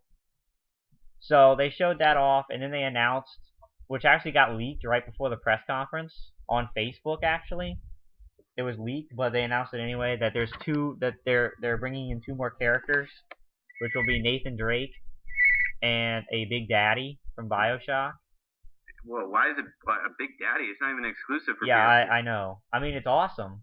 Well, yeah, it's cool, but it's kind of weird. Okay, the game was like the game was out last on PS3, so it's kind of weird. But so they'll be in the game. But yeah, it just looks like Super Smash Brothers with PS3 skins and with different type of game mechanics with Sony characters and supers. Yeah, that's like it. So they did that. Then they announced a couple of games for Vita. They have Call of Duty Black Ops Declassified coming to Vita. That's going to be kind of cool. I mean, it's cool that they are getting these big titles. Right. And they're not just the same game. They're actually like... Because that would give people a reason to actually buy the Vita, because it's not the exact same game. Yeah. It's declassified, and it's going to be a different experience. Right, it's a different game.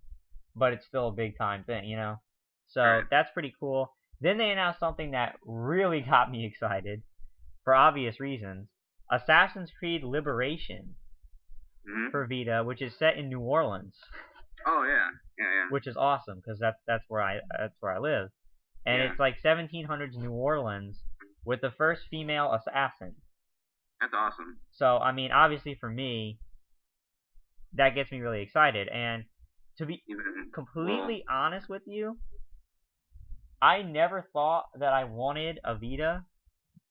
Some of these games make me wonder. Honestly, I mean, a completely unique Assassin's Creed game. Yeah, I'm actually like considering it. A new Call of Duty for Vita, and they have more on the way. And they have PS3 All-Stars Battle Royale, where I could play online with you over. Yeah. I could have a PS Vita, and we could be playing. You could be playing on PS. That's awesome. I mean, I'll tell you what. I have a 3DS, but the Vita is certainly making a much better case than the 3DS as far as games. Yeah. The 3DS. This is what the Vita needed on launch day. Is these exactly. But it's really cool that they actually are getting these games. Yeah. You know. And now that the new Assassin's Creed comes with a bundle with a silver. They are releasing a new Vita bundle, which actually looks pretty good, I have to say. Yeah. It comes with the first ever white Vita, which is called Crystal White, with a copy of Assassin's Creed Liberation and a memory card. That's the one thing I definitely hold against them, is the fact that you have to buy a separate memory card for the Vita. That's horrible money grubbing. Horrible. Just awful. That's almost Microsoft status. That's just completely unbelievable. That they even think that that's okay. But the bundle does include a 4 GB one. And Assassin's Creed Liberation, so... Yeah, it's a good deal. I mean, yeah, it's pretty cool. it's not something that I'm like running out and pre-ordering right now. But I'm not gonna lie to you, it's something I'm gonna keep on the radar. Something for Christmas. And we'll see what happens. But there's gonna be so many great games I want to get pre-ordered for Christmas. I don't know, it's gonna be crazy. Yeah, dude, I don't. Yeah, like they make it hard for you. Like, they really, yeah. Especially for what we do, we play like pretty much every game we can, and they just make it a fucking that much harder. Right. So actually, good, interesting time there for Vita. Whereas the last year when they announced it, I was bored as hell. Yeah. But they actually are releasing good games now, which is good. So after that, they showed more Assassin's Creed 3, but this was brand new stuff. They actually showed a gameplay demo of Assassin's Creed 3, but you're in the water. You're like, oh yeah. John Connor is a captain on a boat. It looked like a whole different game. Yeah, and you're sailing around in the sea, and all of a sudden, there's these British ships that come and attack you. Yeah. And they had like this whole gameplay demo of you sailing around and having cannonball battles with these ships. Yeah, and your ship was getting all fucked up, and there were like holes in your ship, and my question was like, and I tweeted this up because I was live tweeting the whole time during this conference, and I tweeted up and I said, can Assassin's Creed 3 get any better? I know. Like, and this is where I wanted to talk about it, because if you want my honest opinion about this, okay, and I'm gonna try not to exaggerate, but with the stuff that Assassin's Creed 3 has, okay, the gameplay, the setting, alright, all this different stuff that they're throwing in, this has the potential to be one of those games, okay? One of those games that everyone's going to remember for a long time. Right. This has the potential to be, in my opinion, one of the best games ever. In my opinion, it has the potential to do that.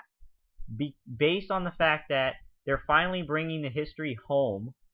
This is something we're all familiar with, is the American Revolution, okay?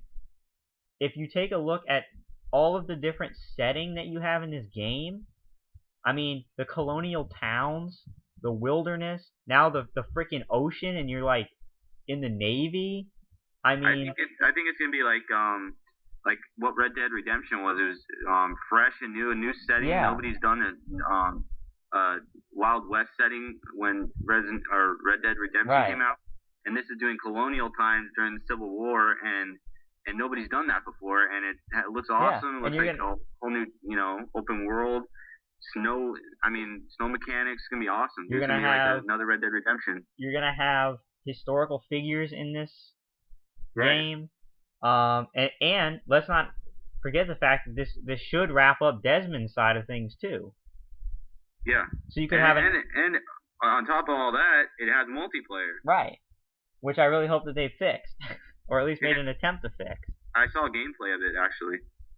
And it was like a snow map. It was like ice, and they had ice caves. And I mean, it looks the same, but, it looks more polished, I guess. I could say. Sure. So I'm so excited about this game. I am absolutely purchasing this game. No question about it.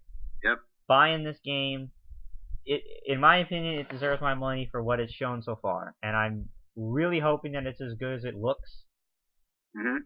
And did Assassin's Creed play on all three platforms? Like, it was on every platform. Like it was like one of the main things on every platform. That's pretty cool. Yes, it did actually. It made an appearance on all three, including Ubisoft. Yeah. So I don't know. Was it on Microsoft? I think it was. Did we talk about that? I don't know. No, it was not. It was not. They didn't even get Assassin's Creed. That's pretty sad. Oh, shit. No, I'm looking right now. It was not on there.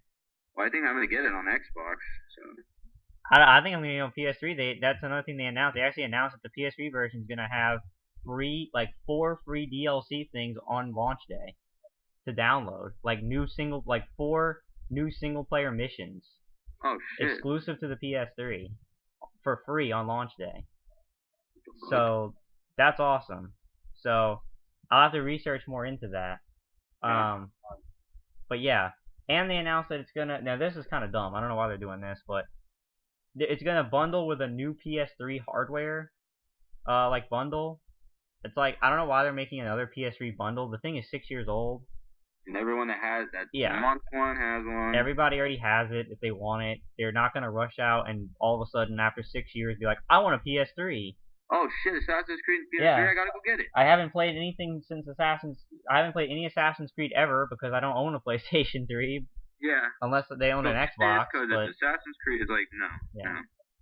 So that's kind of dumb. I don't know why they're doing that. But yeah, that's not Ubisoft's fault. It's fucking Sony's fault. No, that was Sony's decision to bundle that. I mean, that's their own business. So yeah, so far it was awesome. Then they had another appearance of Far Cry 3, and they revealed that the game's gonna have 4-player co-op as well. So that's even cooler because that definitely reminds you of Dead Island. Yeah, but I mean, it just looks like mission. You know, it doesn't look anything special for co-op. Like, it just looks like go here, do this. Yeah, you know? but I mean, it is nice to have. I mean, it's always nice to include some if it's good stuff, if it's quality stuff, it's always good to have it. Right. And they had a demo again, a 4-player demo, of this, and yeah, it was basically them moving around, taking out enemies, and blowing up a bridge. Then they had something that was I don't really know what to think about this. The Wonder Book. What the fuck? Yeah, this is what I wanted to talk about. We knew that there had to be something about the move. Okay, we knew it. Jesus, man. But alright, so just explain what this is.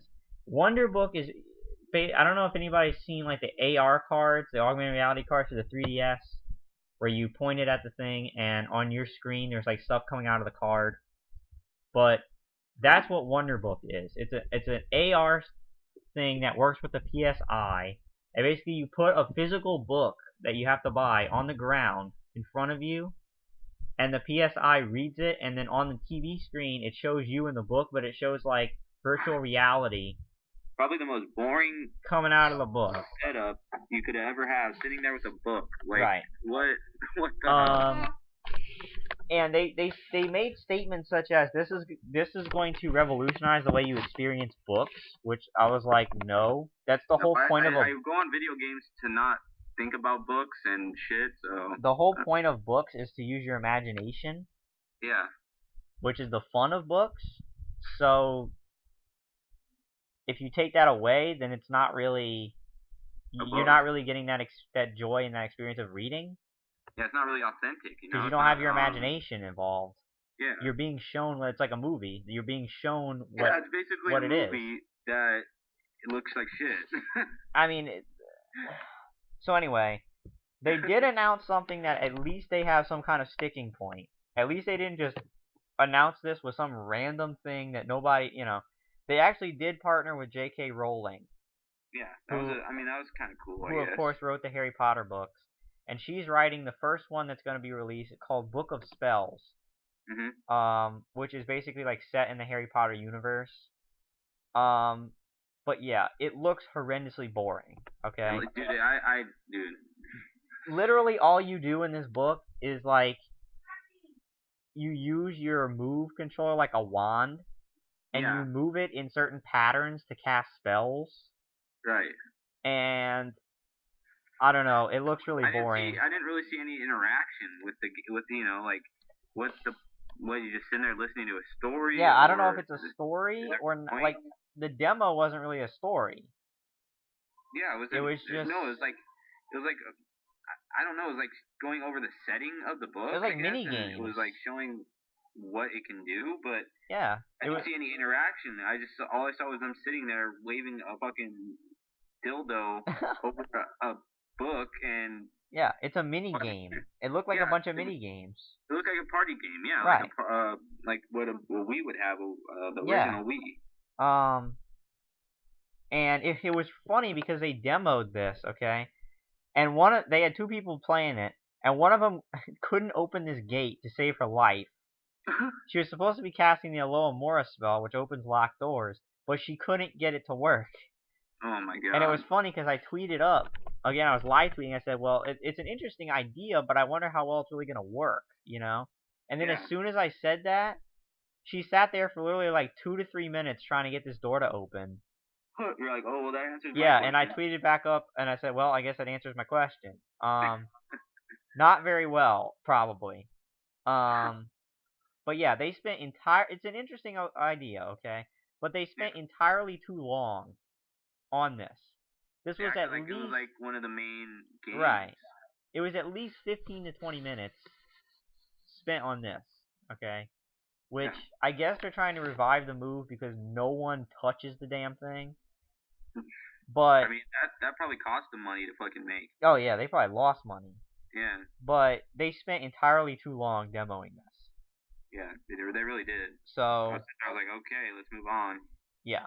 So, but at least that was it. That was it. The only thing they talked about for the move was that, and then they moved on, which was great. Unlike the Microsoft, who made their entire conference about Kinect, and stuff that didn't have anything to do with games. So then they moved on, and they did, throw their little corporate thing in there, and didn't talk about games. Last year, you might remember they announced PlayStation Suite, which is I think like a pack, like mobile games or something. Their answer to the App Store, I think. Yeah, right? I don't really understand what it is, but I think it's just like mobile gaming for Sony. I know they had like their own phone or something that when you slid it open, it had like PlayStation controls on it. Yeah. I was like, what the hell? It looked like a PSP. Yeah. Which probably brought back bad memories. Yeah. But anyway, they changed their name from PlayStation Suite to PlayStation Mobile, and they finally have a partner, which is HTC. Yeah. Who is like basically Apple's main competitor right now in the smartphone market. He's like, yeah, so we're changing our name from PlayStation Suite to, and everyone's like, right, PlayStation Mobile. Yeah, they should just kept it. Like, everyone was like, I was expecting like some like awesome name, Mobile. They should have just kept it at Suite. Yeah, it would have been better. I mean, that would have been better. It sounded better. Yeah. So they did talk about that, and then the final two things were I think stuff that everyone really kind of wanted to see. At least definitely the last one. The second to last one was gameplay of God of War Ascension. Yeah. Which, I mean, it looks cool, but again, it just looks like God of War. It doesn't, yeah. I think that they're actually milking this franchise. Yeah, they really are. Like, they should have just ended it after 3. Not to say that the game won't be good, but it's not going to be... Why was it even made, It's not going to be great. I mean, because we've already seen it too much. It's the same shit, But they think that if you add, like, something you can rebuild what was broken down, it's going to be a new experience. They added a new mechanic. Yeah. Which I guess will change it a bit, but it's not going to be tremendous. But it's like, why the hell is it happening? Like, what power does he have? Yeah, I guess they'll explain. I mean, I hope they explain. How did he lose that? Yeah. Because it's a prequel. Yeah, it's a prequel, so why didn't he have it in the other games, Yeah. So, anytime you start messing with prequels, it's dangerous because you've already established a bunch of stuff, and if you don't make sure that you're sticking to the 1,000% right on everything, you look stupid. Mm-hmm. So, I guess they'll explain that. I don't know. I don't know. Maybe they'll screw it up. They probably won't. Probably. So yeah, it was the single player demo, and they added some new enemy types, and again, the graphics look stunning, but they did on God of War 3 too. Yep. So, I don't know. I will play it. I will check it out, but I'm not expecting like great things, That's what but like, it's hard with PS3 exclusives because you don't know if you're gonna get it because if we rent it, it's I don't know, you kind of have to buy it. Well, I'm not gonna be. I mean, if I don't get it, I don't get it. I mean, I'm not gonna spend $60 just because I don't want to wait. It's not one of those games where it's like, oh, I have to play it now. Like, I can wait. I'm not gonna spend $60 on this game. It's not a game. There's too many other good games coming out next year for me to spend $60 on this when it's probably gonna be most of the same stuff. Right. And it's adding multiplayer as well. Yeah, I don't know. Anyway, I don't know. We'll see how that works. I've never really seen multiplayer, like, free-roaming hand-to-hand multiplayer before. Which is what it, like, shows. It's weird. I mean, usually if it's hand-to-hand, it's like a fighting game or boxing. It's not like Call of Duty running around meleeing. So it's kind of weird, but I don't know. So they showed that off, and then the final thing they did, which everyone freaking like been waiting for since last E3, since the VGAs when they announced this game, The Last of Us gameplay. Which looks absolutely stunning. And it looks cool as hell, and everybody was oohing and eyeing the whole time through the trailer. The audience, you could like audibly hear that they were impressed with it. Oh. Yeah. It definitely looks brutal. Yep. No question about it. It's brutal. Pretty. It's like it's probably gonna delve into some pretty heavy themes because he wasn't killing zombies, he was killing people. Yeah. In the trailer, So you're gonna have to go through all those emotions of like regret and remorse. Right. Because it's like survival. That. You do what you have to do. Like they compared it to the movie The Road. It was like. Mm-hmm. And considering the fact that there's like a not a small girl, but a teenage girl killing things brutally is kind of like, and the fact that the whole time they were like nonchalant about it. Yeah. It was almost like kind of creepy in a way. That they were so like, just, not phased I think adrenaline by took over killing people, Survival instincts kicked in and they started just fucking tearing things Well, yeah, up. I mean, they were trying to kill them, so definitely, Yeah. But they were just, like, unfazed by it, they were just kind of like, whatever, killing probably more like, people. we've probably done it so many times before. Yeah, so, and again, it's Naughty Dog. And it's gonna be look amazing, play amazing, and have a great story. And it's definitely time for something by them that's not Uncharted. Right. Not to say Uncharted's not good, because it is, but especially with Uncharted 3, it's getting to the point where now it's like. Same thing with the developers of God of War. You need to move on from God of War and. Yeah, well, they made frickin' Twisted Metal, so. Well, yeah, you gotta do something other than God of War, and do something. Something that people will also enjoy. Yeah, people won't want to throw their TV out the window. Yeah. On it. But I was taking some notes of some things that I noticed about the actual gameplay, and it does show that you're gonna have a health bar. Yep. And it looks like there's definitely limited ammo as well. So it definitely looks like it's gonna be more geared towards survival gameplay. You gotta conserve every bullet, every ounce of everything you can get. It's really realistic. Yeah, it makes sense because it's kind of like this survivalist. It kind of reminds me of I Am Legend a bit, except for the fact that there's not just you. Other people. Yeah, there's other people. So definitely cool looking, and that's how they wrapped up their press conference. So. Yeah, I mean the graphics amazing. Yeah. I mean even I think it looks better than Uncharted 3. It looks really good. And the mechanics look awesome. Like when he was choking out that guy, do you see the guy like putting his hands back, like trying to slap him? It's like it looked real when he was choking him out, like killing him. It looked like he was like actually fighting for his life. Yeah. So I think Sony stole the show. Personally, I think that they were outstanding. They had, of course, a couple of things like the Wonder Book, but mainly they focus on games. Exclusive games and new IPs with Beyond and The Last of Us. So two major. Yeah, by two major studios. So yeah, they definitely did well. They did do really good. Yeah, and I said that they were the best of E3 last year. Yep. And I think they were definitely the best this year. But we have one more conference to talk about, and then I'd like to do some afterthoughts, some talking about the whole Expo. So the final conference is Nintendo, and we knew that this conference was basically going to be the Wii U conference, where they would be, a very important conference in my opinion for Nintendo because they need to sell this console. Yeah. And so they needed to come out and explain why you should buy it. Okay. So the first thing that they come out and do is they announce that there's going to be a new Pikmin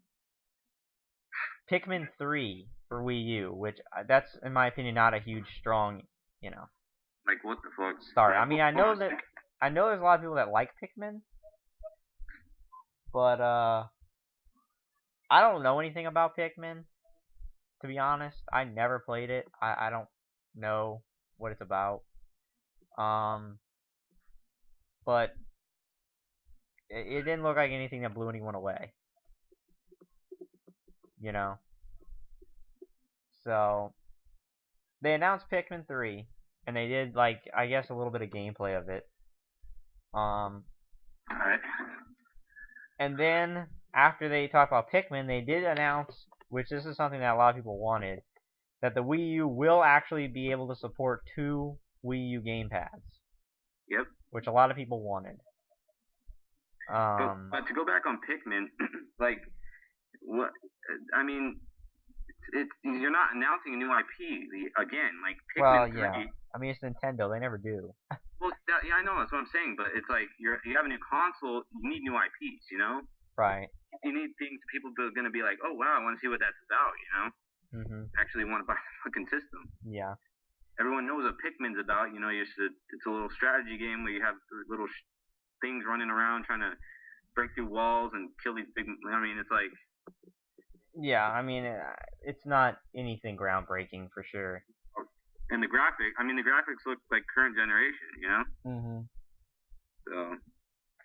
So yeah, and then the 2 gamepad announcement was good. People wanted that, so it was probably smart of them to do that.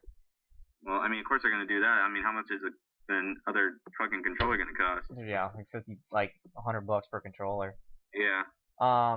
Then they talked about this thing called Miiverse, which is it's pretty dumb. It's like basically when you turn on your system or something, there's little icons around like for games, and Mii's from around the world will like gather around them, and you can like write up messages to each other. I don't know.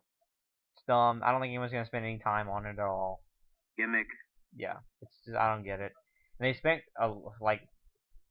I know. They spent a hot minute talking about this. Selling point of the fucking game, like. Yeah. Then they moved on and talked about New Super Mario Brothers U, which is just Super Mario Brothers again for like with the U at the end. Yeah, the 40 millionth time. And there's gimmicks with the gamepad, like you know you can do some touch stuff with the gamepad. You know if you shake it, it does some stuff. You know, kind of like the Wii. They didn't even try to like with the Super Mario Galaxy, you know, it was a whole different Mario. Right. This one just you're still the regular Mario. It's the same thing. Yeah. I mean, it's nothing new. And of course it's now it's Mario in HD finally, but it's still the same shit. It's a fucking Mario. Then they did something that was like odd, and I don't really know what they're going for here. But they made this big announcement that Batman Arkham City is going to be going to the Wii U, called Armored Edition. And they're like, oh, it has new stuff. But it's funny because none of the new stuff really had anything to do with the Wii U. Right. Like, they had this thing called Bat Mode, which is like, as Batman fights, he builds up this meter. And then when it's full, you can unleash it and do, like, heavier attacks. It's like, okay, how many times has that been done in games? And that has nothing to do with the Wii U, like. But what does that have to do with the Wii? Like no story elements added. No, nothing new added. Just the same game, but armor and some fucking new Batman shit. Like you don't get anything. And you different. can use, like when you throw the Batarang, you can tilt the gamepad to control it, which is gonna be awful because like it was hard enough to control with the freaking sticks. Yeah, and they were I was watching an interview and they were like interviewing the CEO of the American Nintendo, Reggie, the guy. Yeah, Reggie. And the guy was like, so what's with this Batman game? There's no new content. He's like, but there is new content. He's like, no, there's not. He's like, but there is. He's like, oh, there is. Like the interview was like, what the fuck? No, there's not. He's like, yeah, you get oh no, he didn't even explain what was new. He just said, yeah, there is new content. And the guy's like, okay. I like Reggie, and he tries hard, but But it's like, dude, don't bullshit us. We know what we saw. True. It's nothing new. I mean, and plus it's like, dude, who the hell hasn't already bought Arkham City who wanted to play it? I mean, what the fuck? I mean, I think if I want to play Arkham City, I'll stick with my PS3 that I already own, and I'll play it on that. I mean, it's still like, dude, everyone already bought freaking Batman Arkham City. Like, stupid. And it's not even out. It won't even be out till like December. So it's like, dude, everyone already played the game. No one wants it, So it was weird. Then they came out and said that there's gonna be a new Scribblenauts. Whatever the fuck that is. Scribblenauts Unlimited. I don't know. Who knows? So yeah, and it was funny because they showed like a trailer, and it looks like this little kid game, but there's like adult couples playing this, like teenage Saturday night. Like my age, like me and my girlfriend sitting there playing Scribble Knots. I was like, no, like what the fuck? This wouldn't happen. We'd probably be playing Zombie U if anything. Yeah, if anything on the Wii, we'd be playing Zombie U, not Scribble Knots. Scribble Knots. Be a break. Yeah. So they had a then they went into a montage of like some of the other third-party games that would be coming out. They showed Darksiders 2 was coming, Mass Effect 3, which I mean that's actually everyone who wanted Mass Effect 3 already got Mass Effect 3. Tank, which I don't even know, some kind of obviously it has something to do with tanks. But what I don't know. I know. Tekken Tag Tournament 2. That's a lot of alliteration there. Between Tank, Tekken Tag Tournament 2. And then if that wasn't good enough, Time 2, so we have like 800 Ts. Yeah. I don't know what Time 2 is. I have no idea. Ninja Gaiden 3, which is already out. Yeah. And Aliens Colonial Marine, which will be out. Alright. Holy shit. That was exciting. Yeah. Okay, so I don't know if I'm gonna be able to find a way to edit that out. Well, you can just put them two together, right? Can't you? Yeah, I could, but I didn't stop recording, so I probably should have, but if you were to skip there, it's because I edited out a long area of silence. If I can't edit well, not really silence, but not silence, but of dead time. But if I can't find a way to edit it, then we apologize. But anyway, so back to Nintendo. So yeah, after the third-party montage thing, there's another Wii Fit. Wii Fit U. Wii Fit U, which is the same thing as regular Wii Fit, just with the U, and the game pad thing has some shit on it. So yeah, so not much to say. Then they had something that was really weird called Sing. Oh my god. Which was a pretty much a karaoke machine. A karaoke game, but they had people that were standing up and clapping and dancing, but but it's not the Kinect. Yeah, there's no reason to dance. Sorry, I had to get a drink. I was coughing. But yeah, I was like, why are the people dancing and clapping? Right. I was like, there's no reason. The PS Move Eye doesn't capture that. So I was like, okay, like, weird. I don't see how it was any different than, like, any other game that's come out like that. And why, like, I don't know. It was funny. So, yeah, that was Sing. Did Brandon leave again? Fucking Sing? Oh, no, he's here. Yeah, it didn't make any sense. So, that was confusing. Then they had a little small segment with the 3DS, and it was funny because the guy, like, seemed like pissed and aggravated because the whole time he kept saying, yeah, they only gave me, like, 5 minutes. He's like, I can't talk about all this stuff in this amount of time. He kept saying it, like, over and over. And it's like, oh, okay, can you just get to the fucking He's like, game? yeah, I don't know who made the decision to do this. It was funny. He was, like, pissed. But he did talk about some good things for 3DS, which is helpful since I have one. New Super Mario Bros. 2, yet another freaking Mario game. Super Mario exactly game. Like the one that's coming out on the Wii. Right, the Wii same thing. He did talk about the new Paper Mario called Sticker Star, which is cool because I actually wanted to play Paper Mario. It's like 3D, even though it's 3D, 2D. It's like it's supposed to be 2D, but it's in 3D. Supposed to be 2D Mario, but it's 3D, so it's kind of defeats the purpose.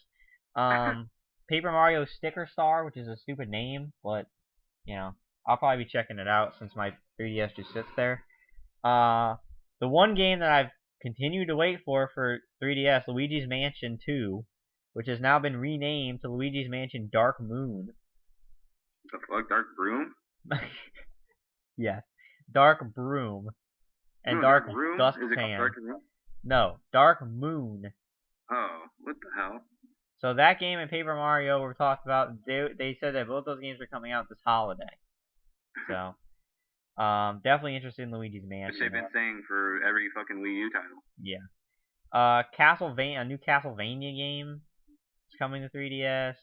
They're making a separate Epic Mickey to come to 3DS. The Scribblenauts game that they talked about is also going to be on 3DS. And, of course, the 3D Kingdom Hearts is coming out. Which they should just make Kingdom Hearts 3. Yeah, well. Anyway, so all that stuff's coming out for 3DS, and then that was it. Then they went back to the Wii U and announced Lego City Undercover, which I never understood the big deal with this Lego stuff. Yeah. Like, not one time have I ever been interested in playing one of those games. Like, I don't know why it's such a big deal. It's Lego people. It's kind of interesting, though. I mean, it's like a free roam type game, I guess. I guess, but it's like, I don't know. I don't want to play a Lego video. I mean, I know a lot of people, it's a big thing. I just don't understand it, personally. But yeah, so they talked about that. Just Dance 4, which was already announced for, what was it, the Ubisoft press conference with Flowrider. The big deal is with all these dance games. Right, that's coming to Wii U, big deal. They talked about Zombie U again, which we already talked about. They announced some other Ubisoft titles that were going to be coming. I didn't write any of them down, but there's more like Ubisoft stuff coming out for Wii U because they have like a partnership thing going on. And then the final thing that they ended with, which was they tried to make a big deal, was this Nintendo Land. I know. They act like it was like a huge ass deal. A system seller. It's like Wii Sports. It came with the fucking. Yeah, it's like it's basically a theme park. Yeah. With Nintendo like mini games, and that's pretty much all it is. Whoops, my bad. But yeah, so it's like different Nintendo themed mini games. It seems like. So I don't know. Like okay. Maybe you can walk around like a theme park, but it's just like mini games. They showed like this Luigi's Mansion mini game, which is like 4 people being chased by an invisible ghost. And the ghost had like the gamepad, and he could see everybody, but nobody else could see. They had the controllers, and they couldn't see the ghost.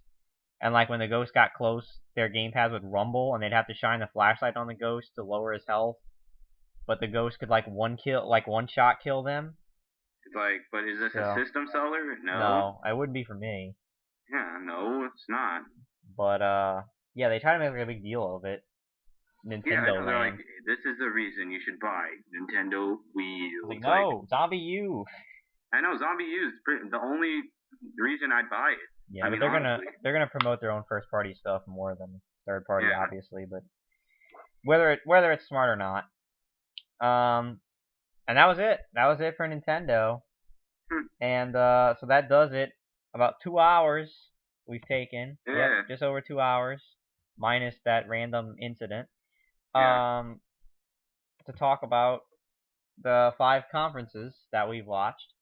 The main ones. So now I guess we'll do a little bit of recap, talking about it, and maybe we can get out of here in about 2.5 hours and make a long ass episode. But yeah. So first of all, for you, why don't you rank for the 3 major ones, Nintendo, Sony, Microsoft? Why don't you rank in order, which from best to worst, and explain why you thought each one was where it was.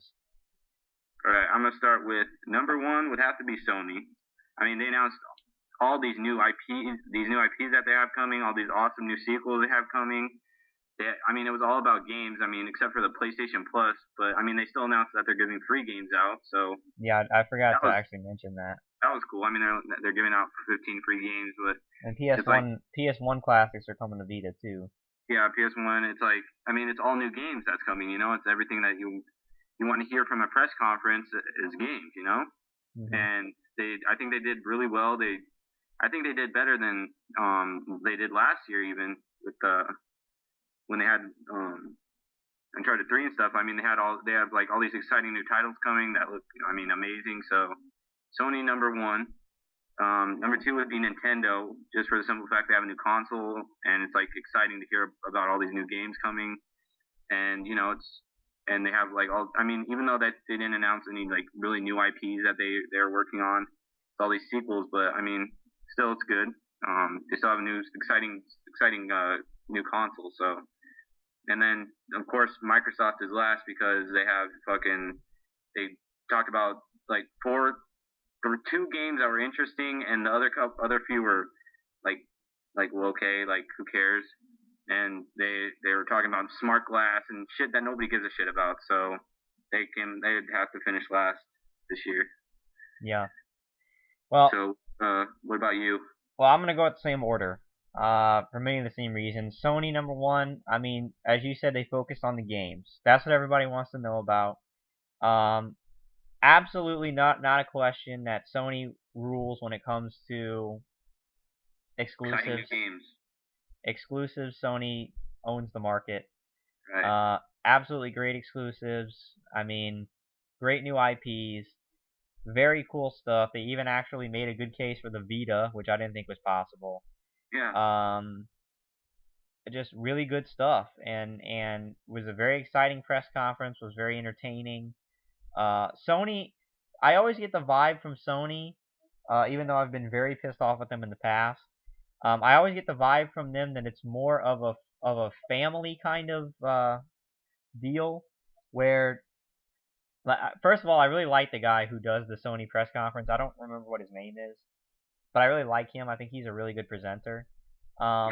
They kind of have a way of making you feel like you're part of some kind of family with them, albeit a family that doesn't protect your credit card information, but a family nonetheless.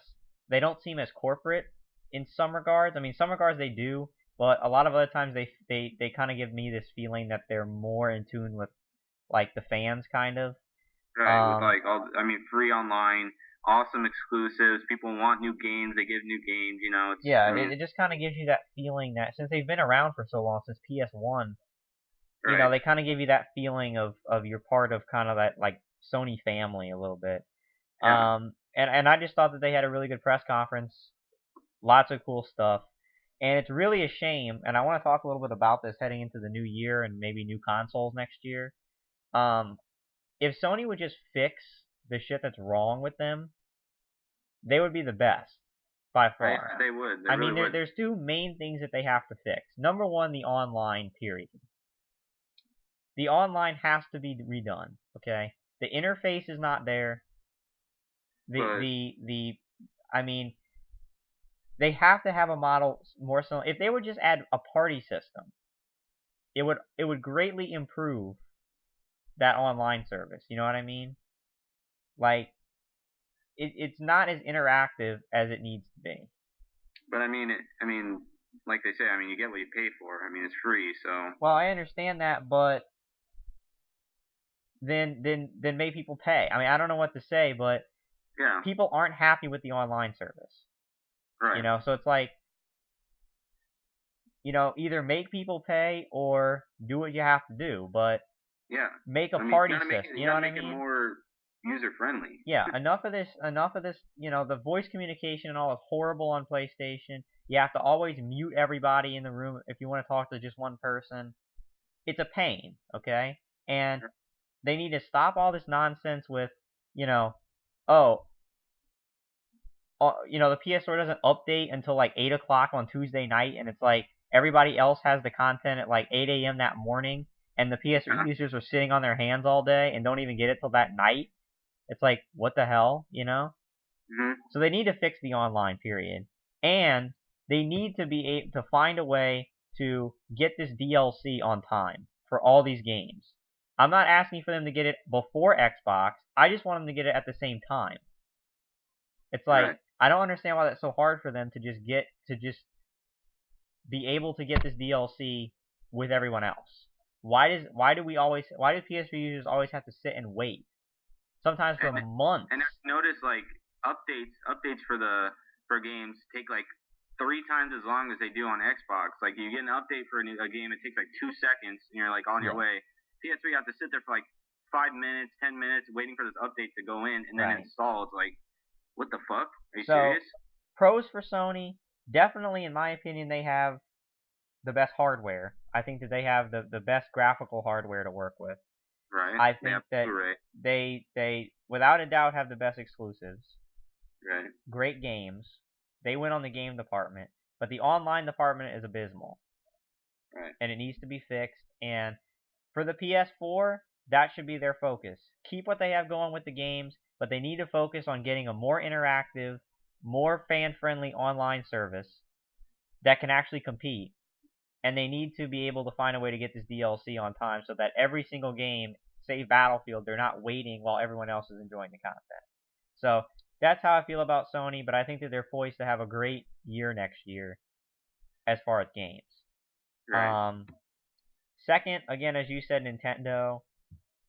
Again, because they do have the new console, and it's always exciting to see stuff. But I can't give them a whole ton of points because, again, they're not coming out with anything that's new. They're not really risking much here as far as software. They pretty much played it safe. Yeah, they played it safe. They always play it safe. And they have to find a way to start coming up with new stuff. I know that there's creative people over there that can make. I mean, Miyamoto's still there. Right. I know he can make something, you know. And it's good that they're getting these third-party developers. That's the way they need to go, so that people who want to play these third-party games actually have a reason to buy Nintendo, you know. Right. So they did decent. They did okay. They didn't hurt themselves, I don't think.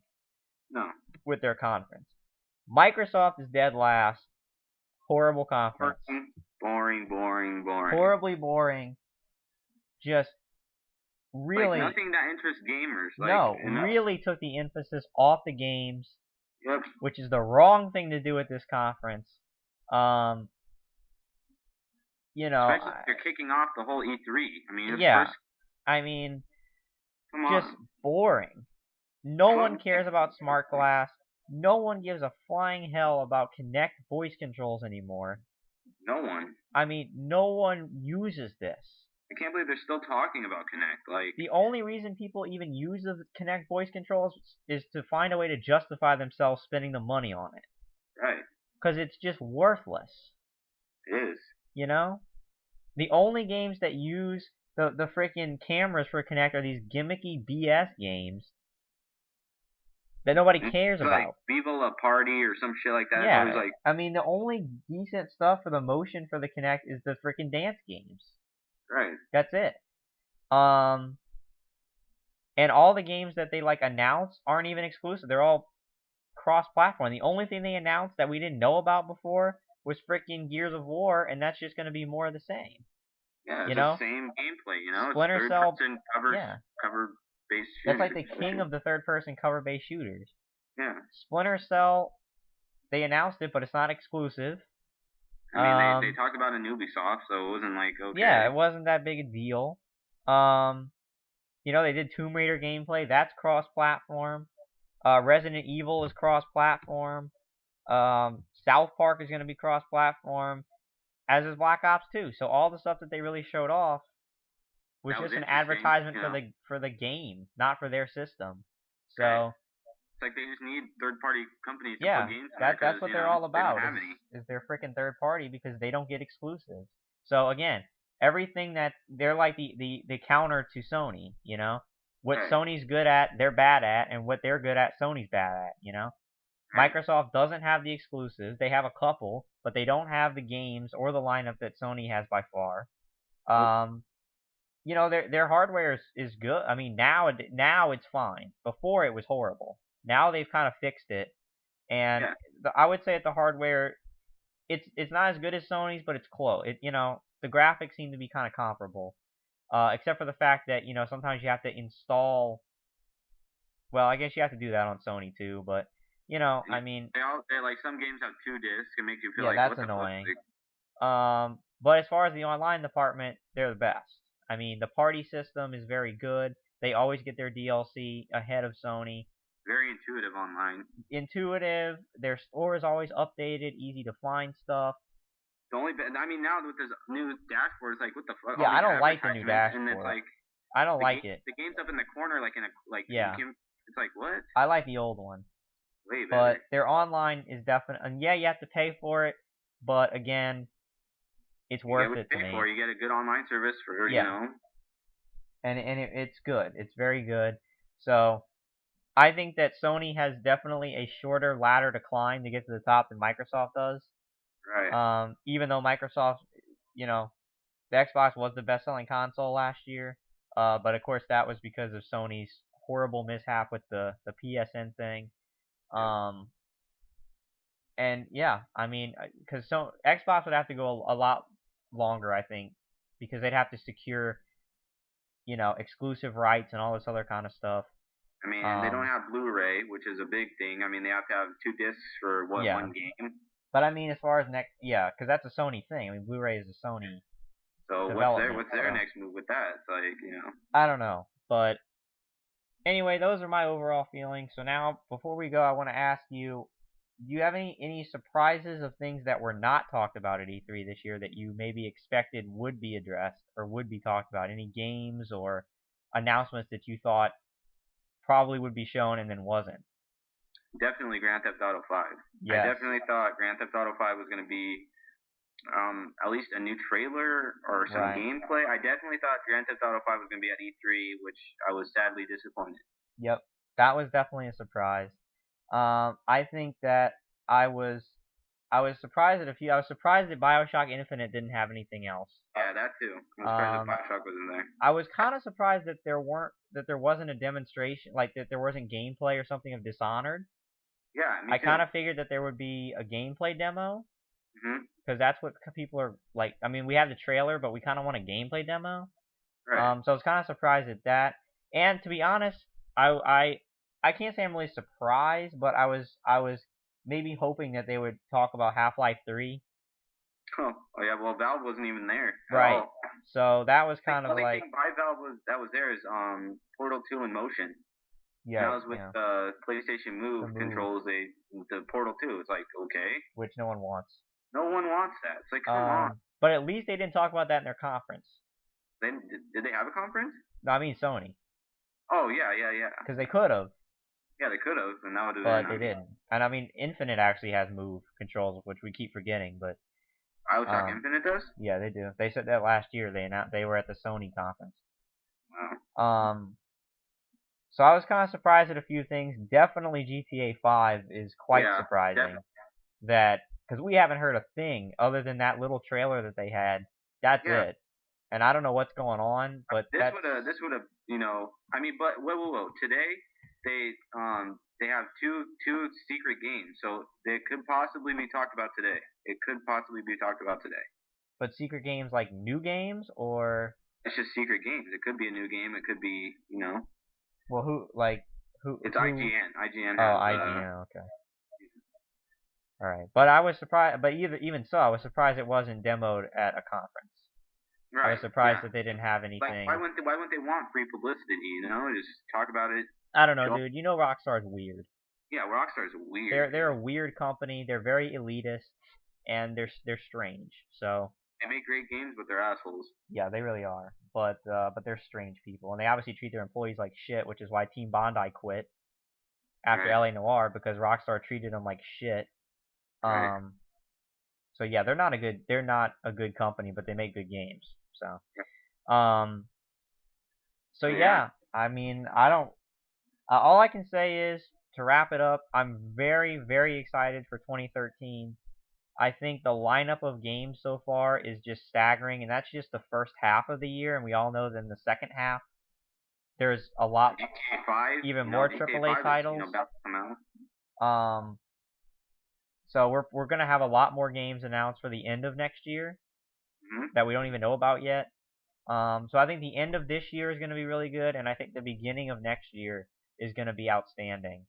So as bad as gaming has been so far in 2012, I'm very excited going forward. I think the end of this year, starting in like September with Far Cry 3 and all that, is gonna start off really well. Assassin's Creed 3, Black Ops 2 is probably going to be fun, you know, regardless. So they definitely have good stuff coming, and I think that next year with all of these great games, you know, we could see these new IPs coming out at like Christmas time next year, like Beyond and you know stuff like that.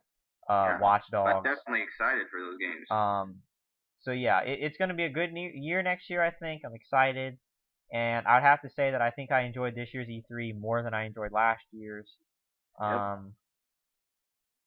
So yeah. Awesome.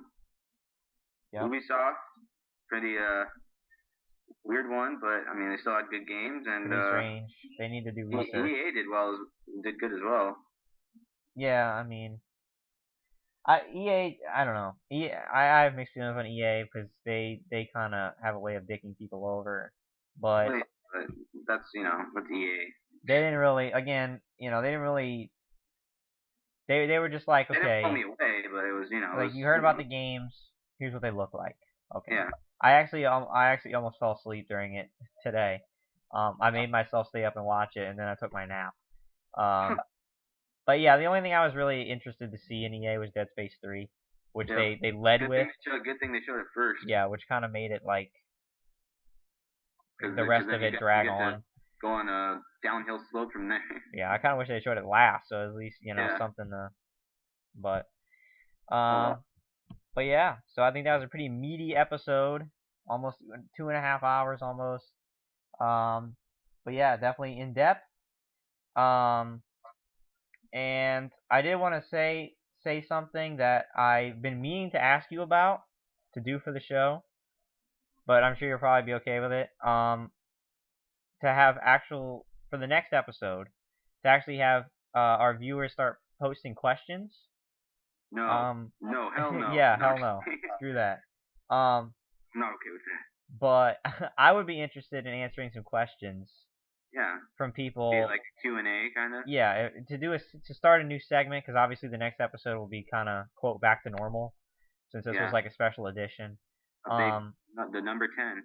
Yep, the number 10 already. So, yeah. So if you guys have any questions for Brandon and I, any good questions, feel free to post up in the comments, and we'll go through and pick some to answer next week if we get some good ones. Yeah. So yeah, if you've watched this entire show, you're amazing. You're like the best person ever to put up with us for this long. You moved up in rank in the zombie army. But we are happy to be your generals. Yes. We've already seen our people rise up in Miami, and we see our zombies in Miami. That's what we want to see. That's a very good job.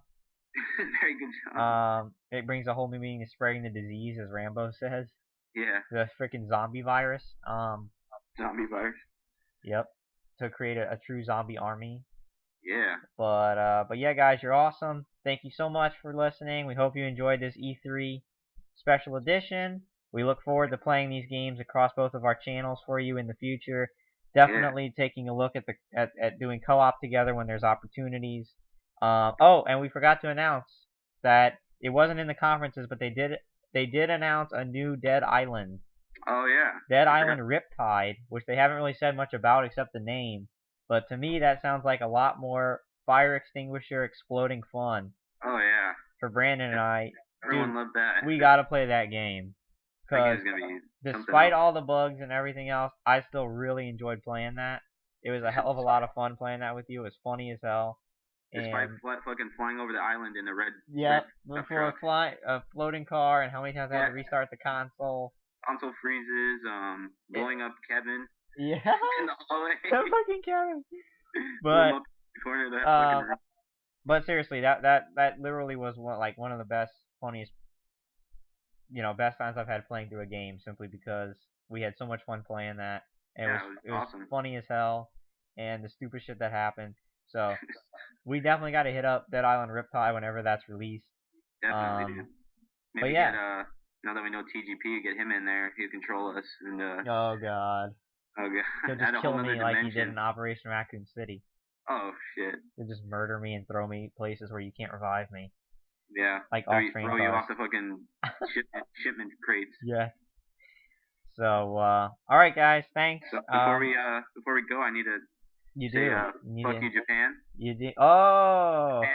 Japan, kiss my ass. Wow. You're the country that's in the special E3 edition of Voodoo's Brew. Which makes sense. Simply because, Nintendo and all that crazy shit. So, fuck you, Japan. Freaking Sony and all that shit. So. Yeah, Sony and, Capcom and whatever the fuck. Konami and all that shit. So. Yeah, all those. It's appropriate. You're bringing out the inner Aisha, being racist. Yeah, Aisha. We all get women boners. So. Yes, what girl would. Yeah, a girl would, yes. Fucking Tobuscus. Fucking Tobuscus adding to the stupidity and. Oh boy. Good times. Good times at E3. The conference. I don't think anybody can top that shit. Oh my god. Oh yeah, fuck you, Japan. That's really something else. Next year, hosting the Ubisoft press conference is Fred. Oh god, dude, I would. Oh my god, look at the new Fred game. And Justin Bieber. Fred the co-host. Oh my Fred and god, dude, Bieber. I'd kill myself. Fred and Bieber. I think I have to mute it and. Fred and Bieber. Fred and Bieber. Fred and Bieber for hosting the next show. Jesus, that would actually top it off. That would be like the worst of the worst. Hey guys, look at this new game. Oh my god, look at it. Look at it. Yay! Oh yeah. I blow myself out. Look at me, I'm on Just Dance 15. Yeah, Just Dance 15 in 1 year. Yeah, they probably would do it. Yeah.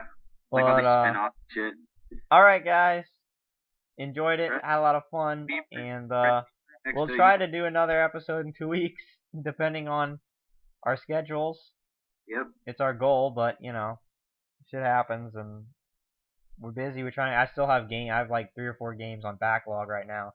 Like Prototype 2 and Starhawk I still need to beat, and then Ghost Recon and Max Payne and Inversion, which came out. I have all this stuff. I don't think I'm going to do that one. Yeah, Spec Ops The Line's coming out later this month from 2K. So, I need to get around to beating games. But thank you guys for watching very much. Post up some comments for us to answer next time. We appreciate it. Fuck you, Japan. Fucking Japan. And... smelling their iPhone chargers. What? They do that now. After they charge their iPhones, they sniff it, and it gives off like a fruity scent, and they get high off of it. Oh, okay. Thanks for sharing that. Thing, dude. Like, what the fuck? Alright. Well, until next time. Have you tried that? Sniffing your iPhone? No, I haven't. That's all I want. The Japanese know that trendy shit, so. Alright, we're rambling. Alright, guys. Have a good 2, 3, 4 weeks, whatever the hell it is. Till next time we see you.